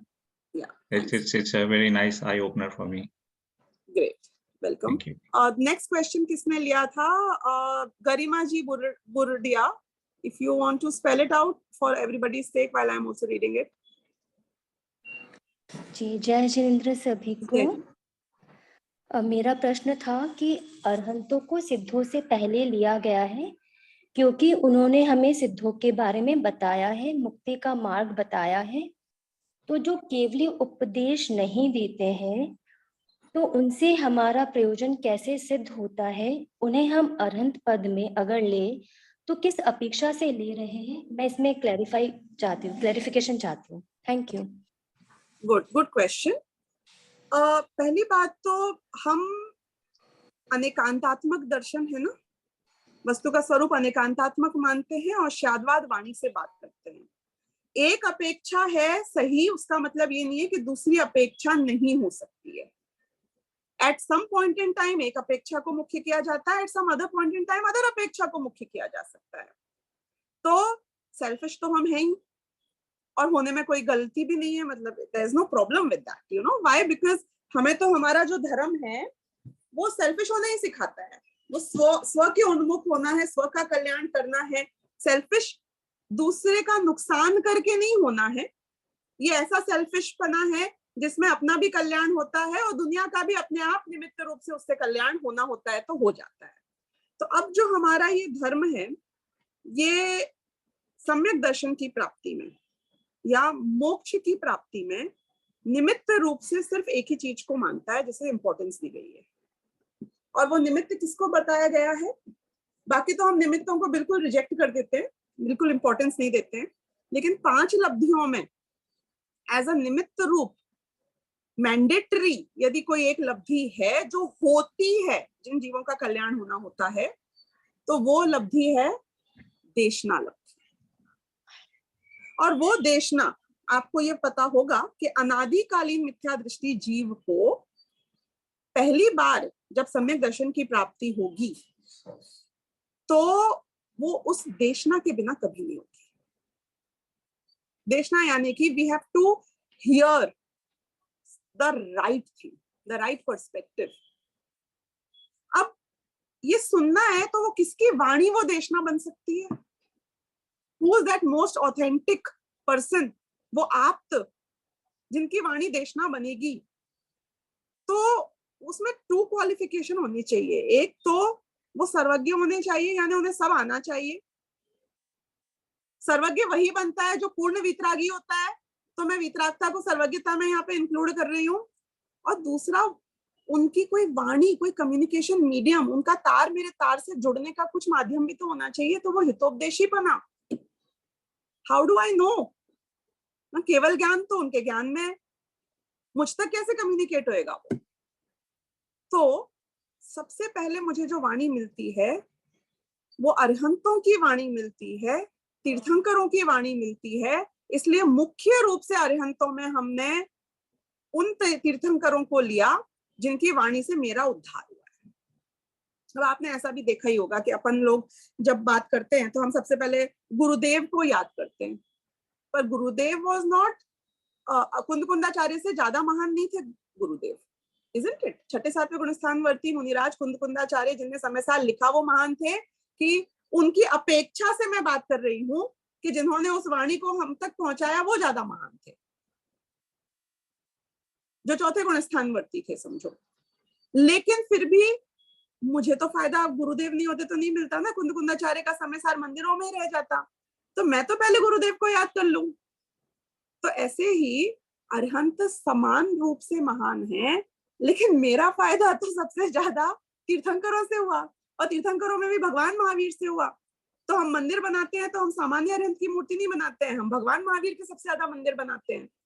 तो अब आप ये समझो, everything is right, nothing is wrong. तो प्राइमरी केस में देखा जाए तो महावीर भगवान, सेकेंडरी केस में देखा जाए तो हम अरहंत, अरहंतों में तीर्थंकर अरहंत, और फिर उसके अलावा सारे अरहंत अरहंत हैं, क्योंकि उनके स्वरूप को समझने से मेरा तो कल्याण हो ही रहा है।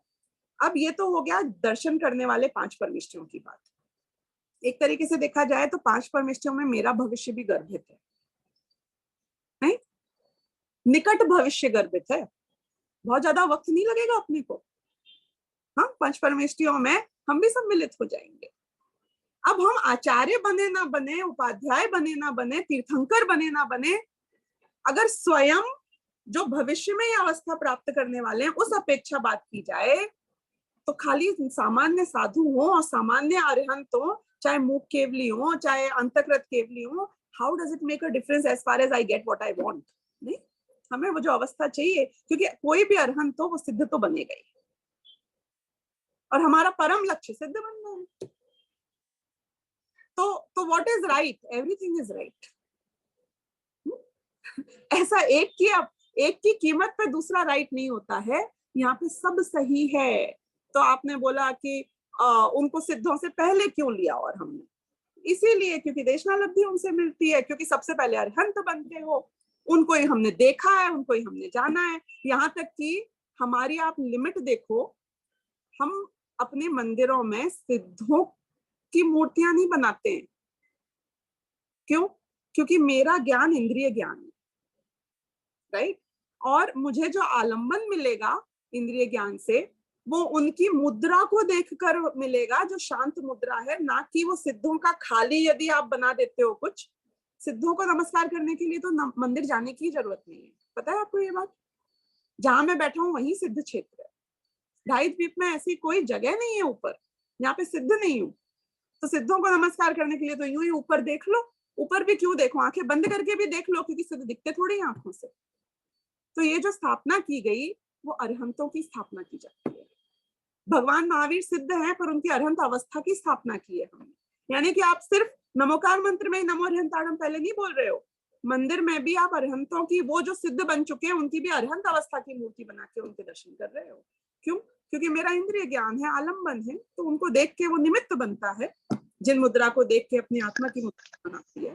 तो ये सब साइकोलॉजिकल रियलिस्टिक रीजंस की वजह से ये सभी बातों को हमें मानना चाहिए। Any other part of the question if I have missed, you can please ask.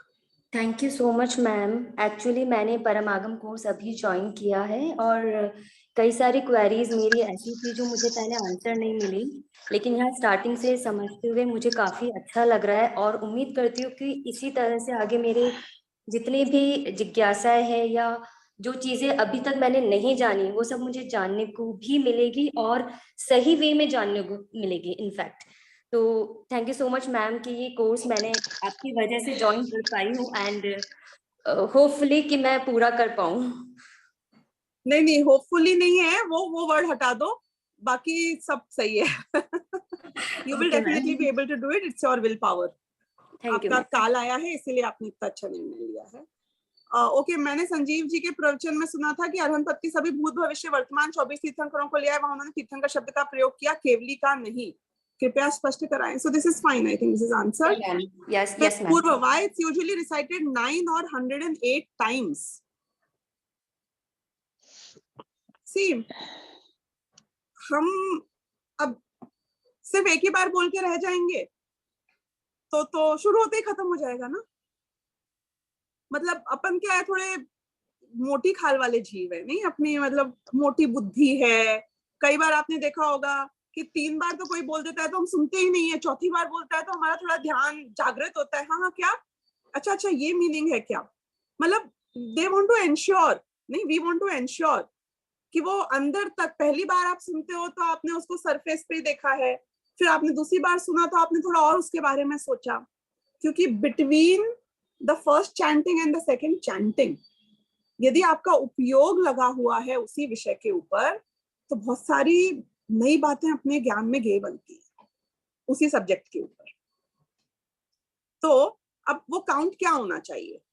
Ideally तो 1 होता है एक वचन, 2 होता है द्विवचन और 3 होता है, क्योंकि हिंदी और इंग्लिश में तो सिंगुलर और प्लूरल होता है, लेकिन संस्कृत में एक वचन, द्विवचन और फिर बहुवचन होता है। तो 3 मीन्स अनंत बार के लिए एक बार 3 भी आइडियल सैंपल साइज हो जाती है।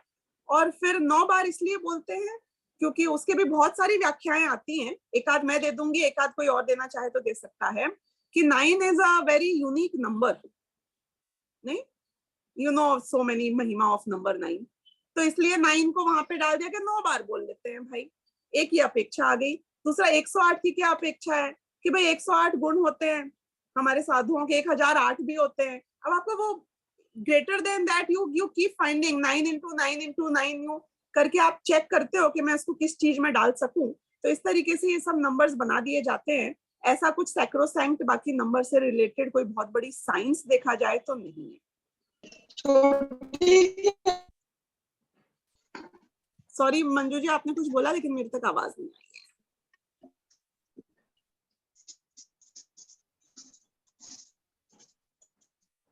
ओके, मैं गरिमा जी ने कुछ पूछा, अरहंता मंगलम में अरहंता बहुवचन है, अरहंता शरणम। एक सेकंड, इसके पहले Rajesh ji, would you want to comment? Please add as you feel right. नहीं, carry on. Okay, but feel free to just intervene and Yeah. wherever you think you want to comment. Okay, so yeah, next one was अरहंता मंगलम में अरहंता बहुवचन है, अरहंते शरणम पवजामी में अरहंते क्या है? नहीं, ये सब ग्रामेटिकल चीजें हैं, क्योंकि Prakrit is very close to Sanskrit and बाद में कौन सा वर्ड आता है, उसके पहले कौन सा वर्ड आता है, उपसर्ग का क्या होता है, वो सब चीजों में अभी मैं नहीं जाना चाहती हूँ टेक्निकलिटीज में। Basically those all words are used because they are all grammatically right. और एक बात जो मैं आपको सिर्फ बताना चाहूंगी वो ये जरूर है कि ये मंत्र है। ओके ना, मैं आपको कोई सुपरस्टिशन में नहीं ले जाना चाहती हूँ, लेकिन नमोकार मंत्र एक मंत्र है। और मंत्र होता है ना, उसमें सिर्फ वर्ड्स इंपॉर्टेंट नहीं होते हैं, उसका एक एक अक्षर, एक एक मात्रा, एक एक प्रोनाउंसिएशन, सब बहुत स्पेसिफिक होता है और उसको वैसा ही यूज करना चाहिए, क्योंकि it's an integral part of the मंत्र।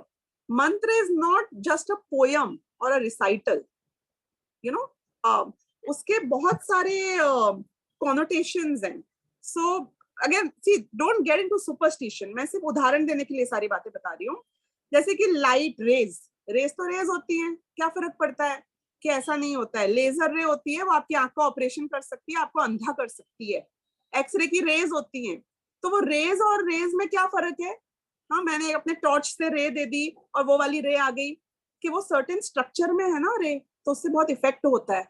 और कोई चीज रे अगर थोड़ी सी गड़बड़ा जाए तो वो इफेक्ट का अल्फा का बीटा, बीटा का गामा होके आपका अर्थ का अनर्थ और भ्रष्ट कर दे आपको, इजंट इट?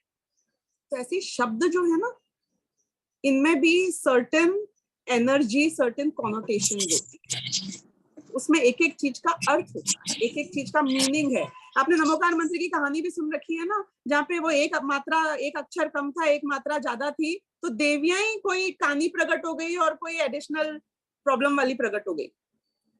यानी कि मंत्रों का इफेक्ट होता है, और वो इफेक्ट जो दुनिया में, संसार में होता है, उससे हमें लेना देना नहीं है, क्योंकि होता होगा, पुद्गल परमाणु है। लेकिन नमोकार मंत्र एक मंत्र है, यानी कि उसको हर प्रोनाउंसिएशन, हर मात्रा, हर अक्षर को जैसा है उसको वैसा ही समझना है, और उसको वैसा ही याद करना है, और उसको वैसा ही शुद्ध उच्चारण करना है, क्योंकि उससे जो भी भावों पे ही ध्यान है हमारा। लेकिन भावों पे ध्यान होते हुए भी आप जैसे देखिए, अभी आप में से किसी का नाम ढूंढती हूँ मैं यहाँ पे, चलो स्वानुभूति ढूंढ लेती हूँ, सबसे ज्यादा कॉम्प्लिकेटेड वही दिख रहा है। अभी कोई स्वानुभूति को स्वानुभूति बोले तो मुझे चलेगा क्या? आई विल नॉट लाइक इट। सहानुभूति करे, I will not like it. तो मैं बोलेंगे जो नाम है स्वानुभूति है, स्वानुभूति करे, I will not like it. No, it's not, it's disrespect. क्या ढंग से बोलो ना, मेरा नाम लेना है तो। आपकी पर्सनल प्रॉब्लम है हथलाने की, देन आई विल माफ, मतलब मैं आपको माफ कर दूंगी। अदरवाइज आप ढंग से बोलिए, समझिए और ढंग से बोलिए, if you want to talk to me. तो ऐसे ही नमोकार मंत्र पे रिस्पेक्ट है, तो उसे शुद्ध उच्चारण नहीं करेंगे हम, ढंग से नहीं समझेंगे हम, और फिर मंत्र तो वो है ही। तो इस तरीके से मतलब ये सारे एस्पेक्ट्स को हम समझें। ओके जी ma'am, thank you so much. Any other questions? क्योंकि 9:16 भी हो गए हैं। I think we have a lot of other agendas to go. जी दीदी, अब हम आगे बढ़ते हैं और शुरू करते हैं अपना शंका समाधान वाला सेगमेंट। तो सबसे पहले आमंत्रित करना चाहूंगी स्वानुभूति दीदी को कि वो आए और कुछ कहें, और फिर आपका प्रश्न भी है। ठीक है, मैं फिर से आ गई। जी थैंक यू सो मच। तो द प्रश्न आपका है कि a worried mother who is a staunch Jain has sent this problem. My son says that good karma is dharma and the girl that I want to marry is a good human being and she matches my wavelength. So what if she's not a Jain? So A, what should we tell the mother, and B, what should she tell her son? मतलब एक चिंतित माँ जो कि एक कट्टर जैनी है पूछती है कि मेरा बेटा कहता है कि अच्छा कर्म ही धर्म है और जिस लड़की से मैं शादी करना चाहता हूँ वो एक अच्छी इंसान है और हमारा आपसी तालमेल बहुत अच्छा है, वो जैन नहीं है तो क्या हुआ? ऐसे में हम उस माँ को क्या सोल्यूशन दें और वो अपने बेटे को क्या बोले? Over to you. श्योर। देखिए, पहली बात तो ये डिस्कशन फोरम है तो everybody can feel just easy है, कोई बहुत फॉर्मल फोरम नहीं है। कुछ आपको बीच में कमेंट्स करने हैं, कुछ चैट बॉक्स में डालना है, हैंड रेस करना है, फील फ्री, ठीक है। This should be a very easy session. अब सबसे पहले अपन मम्मी से बात करें या बेटे से बात करें? मम्मी से कर लेते हैं, है ना, बिकॉज मम्मी ने क्वेश्चन किया है ना, बेटा तो बैठा नहीं होगा इसमें, तो मम्मी से बात करते हैं। वो ये पूछना चाह रही है कि मेरी बहू जो मेरा बेटा लाना चाहता है वो जैन नहीं है, तो ये कंसर्न है। मेरा दूसरा कंसर्न है ना, मेरा कंसर्न क्या है, मैं उस माँ से पूछ रही हूँ आपका बेटा जैन है? हा? मतलब जैन कौन होता है? हमें, आपको पता होगा कि अपने घर में जब बच्चा पैदा होता है, और यहाँ पे बेटे के लिए बात करेंगे क्योंकि प्रश्न में बेटा है, लेकिन हम आंसर बेटी के लिए भी समझेंगे, और हम जो भी एज ग्रुप का बेटा या बेटी है उसकी बात करेंगे। We will try to understand everything from all the perspectives. कि हमारे यहाँ जब बच्चा पैदा होता है किसी माँ की कोख में, घर में, तो वो जैन नहीं होता है, पता है आपको ये बात? 40 दिन बाद जब हम मंदिर लेके जाते हैं उस बच्चे को शुद्धि कराने के लिए, उसके कान में नमोकार मंत्र का पाठ किया जाता है। कोई अगर अपना घर का बुजुर्ग या बड़ा व्यक्ति है उससे बुलवाया जाता है, कहते हैं अब ये बच्चा जैन हो गया। अनफॉर्चुनेटली हम में से कई लोगों को अभी तक भी ये पता ही नहीं है कि जैन होना किसे कहते हैं। Who is Jain? जिसका सरनेम जैन है वो जैन है, जिसकी मम्मी जैन थी वो जैन है, जिसके पापा जैन है वो जैन है, जो जैन मंदिर में जाता है वो जैन है। What is Jainism? क्या है जैन होना? जैन होना एक थॉट प्रोसेस है, ये एक बिलीफ सिस्टम है, ये एक मान्यता है। अब आप मुझे एक बात बताइए कि अपन जब कोई एक प्रोजेक्ट वर्क करना हो तो अपनी टीम बनाते हैं, नहीं? और तो टीम मेंबर्स आप कैसे सिलेक्ट करते हो, या जो टीम बन चुकी है उसको आप कैसा ट्रेन करते हो, होन करते हो, माइंडसेट बनाते हो कि जो आपके कॉमन गोल्स को प्राप्त करने में आपकी सहायता करे? Isn't it? तो टीम मेंबर्स कैसे होना चाहिए? Who share the same vision, same goal? नहीं, टीम मेंबर्स कैसे होने चाहिए? जो आपको या तो खुद उस काम को करें या आपको करने में सपोर्ट करें। अब look at this life like a project, क्योंकि प्रोजेक्ट ही है ना, टीम ही बनी है ना, नहीं? हम तो कब से चले आ रहे हैं, अनादिकाल से हमारा अस्तित्व है और अनंत काल तक रहने वाला है। अभी ये मनुष्य भव में एक प्रोजेक्ट है हमारे पास। अपनी लाइफ क्या है, क्या, what is the goal, what is the लक्ष्य? हम क्यों जी क्यों रहे हो सोनल? आप करना क्या है इस लाइफ में? आपको कुछ प्रोजेक्ट है ना अपने पास में, कुछ गोल्स अचीव करने, और उसके लिए मुझे टीम की भी जरूरत है। पंचम काल के तो साधु भी संघ में रहते हैं, मतलब टीम की जरूरत तो है ना। क्यों? क्योंकि आपकी एनवायरनमेंट, आपका इकोसिस्टम, वो आपको हेल्प करता है आपके गोल्स को अचीव करने के लिए। तो आपका परिवार, आपके बच्चे, आपके भाई बहन, आपके मम्मी पापा, और आप जिन दोस्तों को दोस्त बनाते हैं या दोस्ती रखते हैं, वो दोस्त, वो संगति जिनके बीच आप उठते बैठते हैं, रहते हैं, ये सब वो टीम है जो कि आपको ऐसी रखनी चाहिए बनाकर जो आपके गोल में आपकी सहायता करे। अब मैं आपको एक थोड़ा सा पर्सपेक्टिव इसलिए दे रही हूं क्योंकि आप लोग क्या, मेरी मम्मी मेरी टीम है, मेरे बच्चे मेरी टीम है, कि हाँ वो सब तुम्हारी टीम है।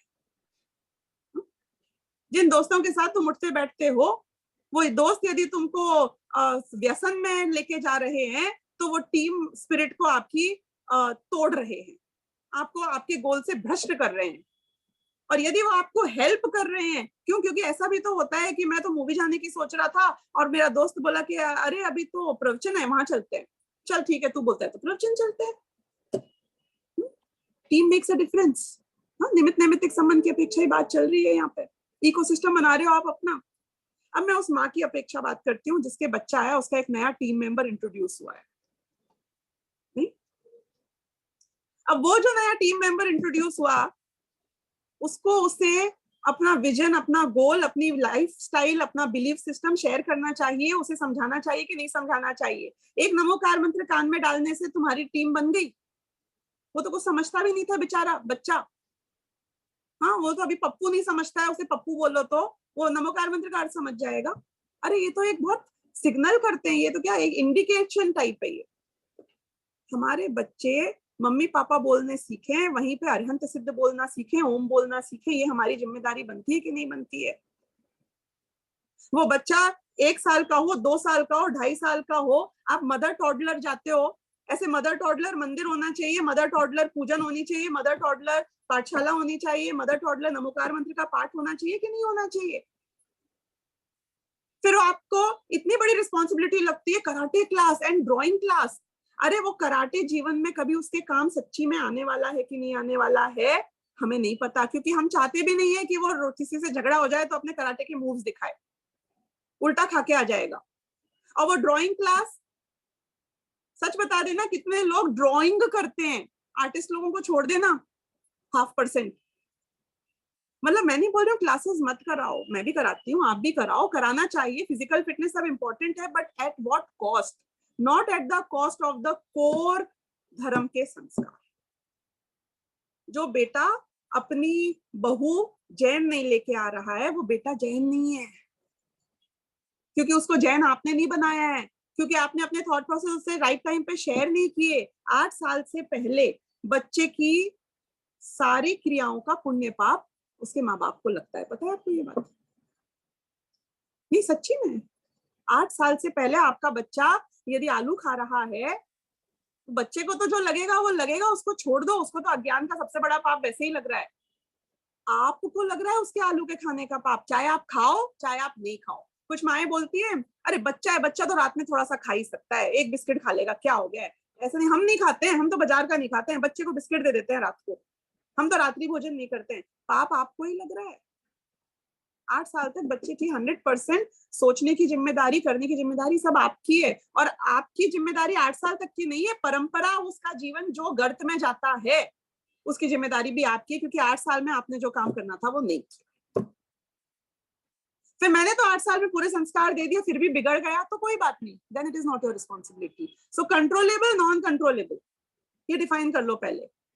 हमने ऐसी कितनी लड़कियों को देखा है कि वो जैनी हैं और वो जिस घर में चली जाती हैं उनके पतियों में बिल्कुल संस्कार नहीं होते हैं, कोई धर्म की रुचि नहीं होती है, वो पूरे घर को बदल देती हैं जाके, क्योंकि उनकी रुचि इतनी स्ट्रांग होती है। तो इसलिए हमारे बच्चे में संस्कार, और वो संस्कार किस रूप में, कि हर रूप में आपका इकोसिस्टम है, आपकी टीम है। आप बताओ आपको आपकी टीम मेंबर से क्या एक्सपेक्टेशन है? आप जब 80 साल के हो जाओगे और मंदिर खुद नहीं जा पाओगे, आप चाहते हो आपका टीम मेंबर आपको मंदिर लेके जाए? जो खुद नहीं जाएगा वो आपको कैसे लेके जाएगा? और वो मेंबर जो डुप्लीकेट करेगा अपने फर्दर जनरेशंस में, see it is not about just the generation, next generation, it is also about the 3rd generation, 4th generation। आपके बेटे में संस्कार नहीं है तो आपने पता है क्या किया? मैं आपको एक बात बता रही हूँ, भगवान महावीर से लेकर हम तक, ये अगर जैन धर्म बना हुआ है, यानी कि बीच में कोई ने भी गलती नहीं करी थी, it's like a relay race. ये मेरे पास आया ना बैटन, ये बीच में कहीं ब्रेक नहीं हुआ था, इसलिए मुझ तक आया। वो गुनहगार मैं बनूंगा यदि मैंने ये बैटन मेरे पास आके आगे नहीं जा पाया, यानी कि मेरी भविष्य की जितनी भी ये छठे काल में आने वाली जनरेशन का जो जैन धर्म के नष्ट होने का भार है वो आपके माथे है, यदि आपके बच्चों में संस्कार नहीं। You are the one who has caused the elimination of Jain धर्म। इन द एंड ऑफ पंचम काल। क्यों? क्योंकि हमारी पॉपुलेशन कम होती चली जाएगी। ऐसे सोचने वाले लोगों की, जैन कहलाने वाले लोगों की बात नहीं कर रही हूं मैं, ये विचारधारा की बात कर रही हूँ। तो यदि ये लोग कम होते जा रहे हैं, क्यों? क्योंकि एवरी बूंद काउंट्स। नहीं, एक आपने रिड्यूस कर दिया ना, आपका कंट्रीब्यूशन 1 बूंद का था और आपने 0 कर दिया। तो ये बहुत बड़ी जिम्मेदारी है, बहुत बड़ी जिम्मेदारी है।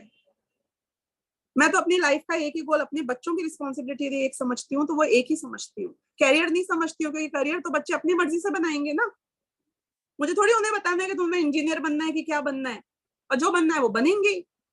मेरी तो एक ही रिस्पॉन्सिबिलिटी है अपने बच्चों के प्रति। खाना पीना वो ठीक है, वो तो क्या है, हो जाता है। एक ही रिस्पॉन्सिबिलिटी है कि संस्कार उनमें बने रहे। ये मैं आपको पर्सनल मेरी बता रही हूँ। बस मैंने अपने मातृत्व का काम कर दिया, बाकी कोई काम नहीं है मेरा उनको करने का। ये आपका भी यही जिम्मेदारी है। अब हम बात करते हैं कि आप मेरी प्रॉब्लम तो सॉल्व कराओ। ये तो आपने ज्ञान बता दिया, जिनके बच्चे छोटे हैं वो कर लेंगे, हम क्या करें? अब हमारा बच्चा तो okay, it is never too late. यदि आपको ऐसा आप समझते हो कि कांग्रेस बेटर है कि बीजेपी बेटर है, तो आप शेयर करते हो ना अपने थॉट प्रोसेसेस को, अपनी मान्यताओं को। कोई एक नया आइडिया आता है कि metaverse is a new thing, chatbot is a new thing, तो what do you chat GPT, तो आप क्या बात करते हो? आप शेयर करते हो ना, अपने बच्चों को बताते हो क्या करना चाहिए, क्या नहीं करना चाहिए, what is right, what is wrong, what you think about. आप कर लो share, why this is good, why this is right. पहले अपने बेटे को जानो। ये पॉइंट नंबर 1। पॉइंट नंबर 2, यदि लड़की जैन नहीं है, तो जैन नहीं है मतलब कैसी जैन नहीं है? बाय बर्थ जैन नहीं है, उसको आप जैन नहीं है बोल रहे हो? उसको तो मैं मानती ही नहीं हूँ। वो जैन अजैन होने का क्राइटेरिया ही नहीं है। बाय बर्थ आप क्या हो, इससे कोई फर्क नहीं पड़ता है। अष्टसहस्त्री जिन्होंने लिखी विद्यानंद जी, वो कौन थे? वो जैन थे कि अजैन थे? पता है आपको? वो हिंदुओं के बहुत बड़े गुरु थे। गौतम गंधर्व का आप नाम लेते हो, वो जैन थे कि अजैन थे? हाँ, भगवान महावीर के परम शिष्य, वो जैन थे कि अजैन थे? बाय बर्थ आप क्या हो, इससे कोई फर्क ही नहीं पड़ता है। तो किससे फर्क पड़ता है? कि सबसे पहला क्राइटेरिया मैं आपको बता रही हूँ, जब आप अपने लड़के के लिए लड़की देखो, लड़की के लिए लड़का देखो, वो होना चाहिए मंद कषाय। हमारे घर में जब भी किसी का रिश्ते की बात होती है, हम पहली चीज जो टेस्ट करते हैं, जिस भी तरीके से करें, वो देखते हैं कि ये मंद कषाई जीव है कि नहीं। मंद कषाई होगा ना, तो वो दीवानों की तरह और पागलों की तरह और हाई लेवल ऑफ एम्बिशन, किसी भी सही गलत करके बहुत बड़ा बन जाए, वो सब नहीं होएगा शायद। लेकिन मंद कषाय होगी तो जीवन में शांति रहेगी, झगड़े नहीं होंगे। तो इसलिए हमें इस तरीके से सोचना चाहिए कि वो जिस भी व्यक्ति से अपना बेटा या बेटी शादी करें, वो बाय बर्थ कुछ भी हो। क्यों? क्योंकि हर भगवान आत्मा है। शेर भी भगवान आत्मा है, वो भी भगवान बन जाता है, कोई भी भगवान बन सकता है। तो हम तो हर जीव को उतना ही रिस्पेक्ट देते हैं, सबका केवल ज्ञान स्वभाव है। लेकिन मंद कषाय होना, क्योंकि ये पर्याय का सत्य उसकी कषाय, तो वो अगर मंद कषाई जीव है तो वो हमारी बात को समझेगी, आज नहीं तो कल समझेगी। और मैंने ऐसे केसेस देखे हैं जहां बेटा तो नहीं समझता है और अजैन आई हुई बहू पहले समझ जाती है। ऐसे बहुत केसेस देखे हैं हमने, नाम भी ले लो अगर आपको चाहिए तो। अपने समाज में जो सब महिला शिविरों में आती हैं लेडीज, उसमें कई बोलती हैं हम तो जैन नहीं थे, हमारे पति जैन थे पर मुझे ज्यादा इंटरेस्ट है। So that is not a problem. So what do you need to ensure is कि भाई, is she open to understanding your philosophy? Is she open? Is she fine? मतलब उसको ज्ञान कितना है उससे नहीं है, पर वो ओपन कितनी है, उसमें कैपेबिलिटीज कितनी है, वो हमें डेफिनेटली देखनी चाहिए, कोशिश करनी चाहिए। और आज नहीं तो कल don't give up on it. Why not to give up on it is because किस क्षण किसकी पर्याय बदल जाए। एक क्षण में आप हिरण को मार रहे थे, एक क्षण बाद कौन सी बात क्लिक हो जाती है और वो सब कुछ छोड़ देता है और सम्यक दृष्टि हो जाता है जीव, इसका पता नहीं होता है।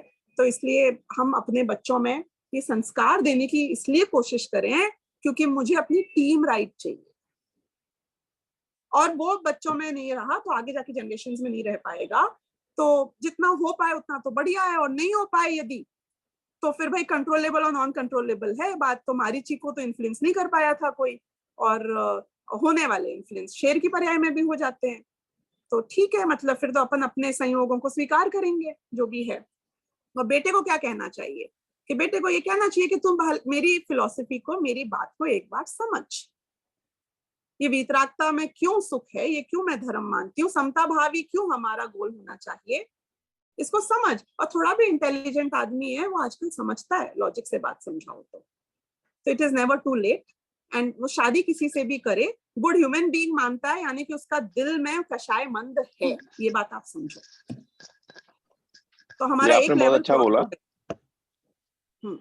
हाँ जी नीरजा जी। नहीं, ये आपने बहुत अच्छा बोला, क्योंकि मैं कहने ही जा रहा था कि हमारे जो काफी सारे मुनि महाराज होते हैं वो नॉन जैन फैमिली को बिलोंग करते हैं, हिंदू फैमिलीज में आते हैं वो। तो बड़ा अच्छा बोला, I am very thank you. जरूर जरूर, मोस्ट वेलकम। पर जिन लोगों के हाथ से गाड़ी निकली नहीं है ना, वो लोग तो चेत जाओ, क्योंकि अगर आप दादी हो और अपने बेटे में चूक गए हो और पोता यदि आपके दिख रहा है तो उसको तो संस्कार दे लो अभी वक्त रहते। और चलो एक बात और ध्यान आई तो मैं बोल रही हूँ, हमारे बिल्डिंग में ऐसा हुआ था कि समर टाइम में एक somebody stays, एक गुजराती हमारे ऊपर, तो 1500 फ्लैट से हमारे यहाँ बहुत स्टाफ आता है, courier boys and all those kind of people, you know, support staff. उसने एक इनिशिएटिव लिया समर टाइम में कि हम छाछ बना के रखेंगे बिल्डिंग में और जो भी आएगा उसको देंगे। तो ऐसे ही सब लोगों ने अप्रिशिएट किया और पूछा कि ये तुमको आइडिया आया कहाँ से? बोली बचपन में मेरी माँ मुझे बोलती थी कि घर में कोई भी घंटी बजे और कोई भी सपोर्ट वर्कर आए तो छाछ बना के रखती थी कि उसको तुम ये पिला दो। तो मुझे बहुत चिढ़ होती थी और मुझे बहुत बुरा लगता था, and I hated to do this at that point in time. लेकिन when I was 35-40 and my mom is no longer there with me, तो मुझे अब वो याद आया, and I think that was a good thing actually, we should do it. और उसने अब जाके किया। तो आपको ऐसा कभी कभी लगेगा कि आप जो इतना पानी ढोल रहे हो, ये सब दीवार पे ढोल रहे हो, ये उल्टा घड़ा है, कुछ अंदर नहीं जा रहा है, पर वो जो गीला हो जाता है ना, तब लगता है कि इसने कुछ नहीं सुना, कुछ नहीं समझा। लेकिन आपको नहीं पता वो कब उसको भविष्य में क्लिक हो जाएगा। इसलिए अपन अपना काम करते रहो और बाकी फिर जो जैसा होना है हो जाए। Okay, I think we are quite ahead on time. Thank you so much दीदी। अब अगला प्रश्न है, I think we'll just take some more time. अब अगला प्रश्न है राजेश जी सर से, जो एक स्टूडेंट ने भेजा है। क्वेश्चन है सर कि is there a flow chart और अ शॉर्टकट टू मोक्ष मार्ग, यानी मोक्ष मार्ग का कोई फ्लो चार्ट या शॉर्टकट बताइए। Over to you sir. जय जिनेंद्र। Flow chart, of course there is a flow chart, there is a flow chart to each and everything. और फ्लो चार्ट क्या है कि स्टेप्स होते हैं प्रोसेस में। तो मोक्ष मार्ग एक प्रोसेस है और उस मोक्ष मार्ग प्रोसेस में कुछ स्टेप्स होते हैं। तो जब हम मोक्ष मार्ग की बात करते हैं तो उसकी शुरुआत ही होती है स्वाध्याय से। और उसके लिए ये देखो परमागम ऑनर्स कोर्स है जो कॉम्प्रिहेंसिव 5 साल आपको स्वाध्याय से जुड़े रखेगा। तो सबसे पहला स्टेप है स्वाध्याय। और जब जीव ये स्वाध्याय करता है तो खाली स्वाध्याय मतलब पढ़ना ऐसा नहीं है। स्वाध्याय के 5 अंग ले लेना, वांचना, पूछना, अनुप्रेक्षा, आमनाए और धर्म उपदेश। जब इस तरह से वो स्वाध्याय में जुड़ता है तो ऑटोमेटिक उसके चिंतन मनन भी चलता है। और जब चिंतन मनन किसी चीज पर हम करते हैं तो फिर उसके ऊपर उसके निर्णय तक भी हम आते हैं। तो मूल जो स्टेप है वो तत्व निर्णय, और तत्व निर्णय के पहले तत्व चिंतन मनन, और तत्व चिंतन के मनन के पहले स्वाध्याय। तो जो स्वाध्याय से शुरू हुई, फिर चिंतन मनन, फिर तत्व निर्णय, और तत्व निर्णय के बाद ही आता है सम्यक दर्शन। और सम्यक दर्शन के साथ ज्ञान भी सम्यक हो जाता है और चारित्र भी सम्यक हो जाता है। तो इस तरह से सम्यक दर्शन, सम्यक ज्ञान और सम्यक चारित्र, ये तीनों की एकता, ये है मोक्ष मार्ग। अब ये मोक्ष मार्ग यहाँ से शुरुआत होती है सम्यक दर्शन से, और वो रहता है गुणस्थान चौथा। और उसके बाद आगे बढ़ते बढ़ते जैसे जैसे भेद विज्ञान की फ्रीक्वेंसी बढ़ती जाती है, इधर गुणस्थान बढ़ते जाता है, शुद्धता बढ़ती जाती है, अशुद्धता घटते जाती है। तो ये सब साइमल्टेनियसली एक साथ होते रहता है। तो ये जीव चौथे से फिर पांचवें में जाता है, पांचवें से फिर छठे सातवें में जाता है, मुनि बन जाता है, और फिर आगे आगे आठवें, नौवें, 10वें और फिर 12वें गुणस्थान में उसको वीतरागता होती है। संपूर्ण कषायों का अभाव, मोनिया कर्म का पूरा ही अभाव हो जाता है, तो उन्हें वितरागता प्रकट होती है। और फिर 13वें में जाके केवल ज्ञान, सर्वज्ञता प्रकट होती है। और इसके कुछ ही समय बाद फिर सिद्ध दशा प्रकट होती है। तो ये रहता है हमारा पूरा फ्लो चार्ट, स्टार्टिंग से लेकर स्वाध्याय के भूमिका से लेकर के सिद्ध दशा तक। तो ये मोटा मोटा हमने फ्लो चार्ट आपको बताया। दूसरा जो प्रश्न था कि is there a shortcut to मोक्ष मार्ग, वैसा कोई शॉर्टकट तो नहीं है, क्योंकि हम देखते हैं कि आदिनाथ भगवान को दीक्षा लेने के बाद 1000 वर्ष लग गए केवल ज्ञान प्रकट करने में। मल्लीनाथ भगवान को 6 दिन लग गए, और महावीर स्वामी को 12 साल लगे, और पारसनाथ स्वामी को 4 महीने लग गए, और भरत चक्रवर्ती को तो अंतर्मुहूर्त विदिन 48 मिनट्स केवल ज्ञान हो गया। अब हर एक की अलग अलग भूमिका है, अलग अलग योग्यता है, अलग अलग प्रकार के पुरुषार्थ है। तो कोई शॉर्टकट है ऐसा तो हम नहीं कह सकते हैं। जो समय लगना है वो लगना ही है, और उतने देर आपको पेशेंसली ज्ञाता दृष्टा बन के ही रहना है। तो हर चीज में हम शॉर्टकट की ही देखते हैं, लेकिन जब मोक्ष मार्ग की बात आती है तो ऐसा कोई शॉर्टकट तो नहीं है। लेकिन इतना मैं जरूर कहूंगा कि ये जो आपका तत्व निर्णय है वो चीजें को काफी सिंपल कर देता है, इजी कर देता है। तो यही सबसे बड़ा शॉर्टकट है कि आपका जो तत्व निर्णय है वो सारी चीजों को सेटल करता है, और फिर से सिर्फ आपको नेविगेट करना होता है। एक बार आपका तत्व निर्णय हो गया, बेटुक निर्णय हो गया, फिर ज्यादा कुछ श्रम नहीं है, ज्यादा कुछ एफर्ट्स नहीं है, वो अपने आप प्रोसेस चलती रहती है। और प्रोसेस चलने पर भी आप किसी के कर्ता नहीं बनते हो, और वो अपने आप प्रोसेस चौथे से लेकर 14 तक का प्रोसेस पार करके आप सिद्ध दशा प्राप्त कर लेते हो। तो ये है कि शॉर्टकट इस प्रकार से तो नहीं है, लेकिन इस प्रकार से जरूर है शॉर्टकट। तो हमने दोनों ही विवक्षा आपको बता दी। और आज के सेशन की जहाँ तक बात रही, बहुत ही अच्छे अच्छे उत्तर हमें मिले स्वानुभूति जी से। इतना इनका ब्रॉड विजन है, और आप जरूर लाभ लीजिए। और ये परमागम ऑनर्स कोर्स जैसा कि बताया कि गरिमा जी ने कि मैं पता नहीं कंटिन्यू करूंगी कि नहीं, तो बहुत सिंपल है कि आप क्लास से जुड़े रहे। जो बच्चा क्लास से जुड़े रहता है उनको हर वीक कुछ ना कुछ मोटिवेट मिलता है, मोटिवेशंस मिलता है, और कुछ ना कुछ वो नई चीज भी सीखता है।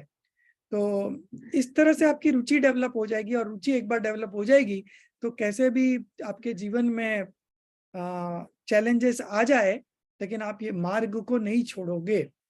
और हर क्लास में स्वानुभूति जी ने जैसे कहा ही है कि हम ये ऑलवेज शेयर करें कि हम ये मार्ग से विचलित नहीं होंगे, चाहे कैसी। तो इस तरह से भी आप उनको भी याद करते रहें। तो सबसे बड़ी बात है कि मार्ग तो बहुत को मिल जाता है, परमागम में बहुत बच्चे जुड़ते भी है, लेकिन फिर कंटिन्यू कर पाना ये आपकी स्वयं की जवाबदारी है, और उसका फल भी आपको स्वयं को ही मिलेगा। लेकिन मार्ग तो बहुत सुंदर मार्ग है, आनंद का मार्ग है, और मैं नहीं समझता हूँ कि इस जीवन में अपने लिए इससे बढ़कर कोई चीज है। तो आप बहुत रुचि पूर्वक और इंटरेस्ट पूर्वक और सावधानी पूर्वक जुड़े रहें, यही मेरी भावना। जय जी। Thank you so much sir. Thank you दीदी। अब तो मर पचकर भी तत्व निर्णय ही करना है, यही काम है हमारा। अब आगे के लिए लास्ट सेगमेंट के लिए, I know it's late, last segment के लिए बस चित्रा जी को बुलाऊंगी, स्तुति बोलेंगी वो। Thank you. तो आज हमारा स्तुति सेगमेंट में हम मैं ज्ञानानंद स्वभावी ले रहे हैं बालबोध पाठमाला 3 से। तो सब अपनी अपनी जगह मेरे साथ गाने की कोशिश करेंगे। मैं ज्ञानानंद स्वभावी हूँ, मैं ज्ञानानंद स्वभावी हूँ, मैं हूँ अपने में स्वयं पूर्ण, पर कि मुझ में कुछ गंध नहीं। मैं अरस अरूपी अस्पर्शी, पर से कुछ भी संबंध नहीं।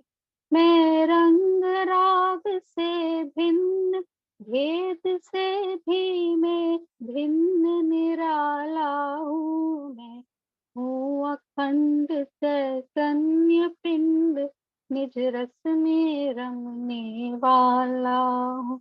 मैं ही मेरा करता धरता, मुझ में पर का कुछ काम नहीं। मैं मुझ में रहने वाला हूँ, पर में मेरा विश्राम नहीं।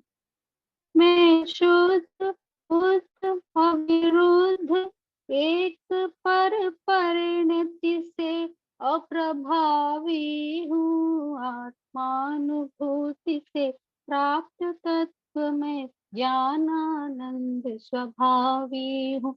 मैं ज्ञानानंद स्वभावी हूँ, मैं ज्ञानानंद स्वभावी हूँ। तो आई होप आप सबको इस आध्यात्मिक चर्चा में बहुत आनंद आया होगा। मन तो नहीं कर रहा है कि इसको एंड करें, but there is a time frame also. और हम तो चाहेंगे कि हमेशा स्वानुभूति दीदी और सर आए हमारे साथ, पर उनकी भी कॉन्स्ट्रेंट्स है। तो अगर आप चाहें तो हमारे किसी भी सेगमेंट के लिए वॉलंटियर आप कर सकते हैं, वॉलंटियरिंग कर सकते हैं। जैसे समरी प्रेजेंटेशन है, प्रश्न पूछ सकते हैं, स्तुति रिसाइट कर सकते हैं, सो दैट हम सबको और आनंद आए एक्टिव पार्टिसिपेशन के साथ। जय जिनेंद्र। तनु जी, shall we end?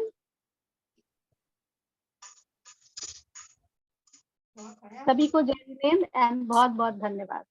जी, जिनवानी स्तुति करें। जय जिनेंद्र। के टाइम पे पहुंच। ठीक है, रिकॉर्डिंग मिलेगी क्या इसकी? हाँ जी जी बिल्कुल, हम ग्रुप में शेयर कर देंगे रिकॉर्डिंग भी, और कोशिश करेंगे आंसर्स भी शेयर कर पाए। ओके, थैंक चलिए यू। जिनवानी स्तुति करते हैं। मिथ्या तब नाश वेको, ज्ञान के प्रकाश वेको, आपा पर भास वेको, भानु सी बखानी है। छऊ द्रव्य जान वेको, बंद विधि भान वेको, स्वपर पिछान वेको, परम प्रमानी है। अनुभव बताए वेको, जीव के जताए वेको, कहु न सताए वेको, भव्य उर आनी है। जहाँ तहाँ तार वेको, पार के उतार वेको, सुख विस्तार वेको, यही जिनवानी है। हे जिनवानी भारती, तो ही जपो दिन रैन, जो तेरी शरणा गए, सो पावे सुख चैन।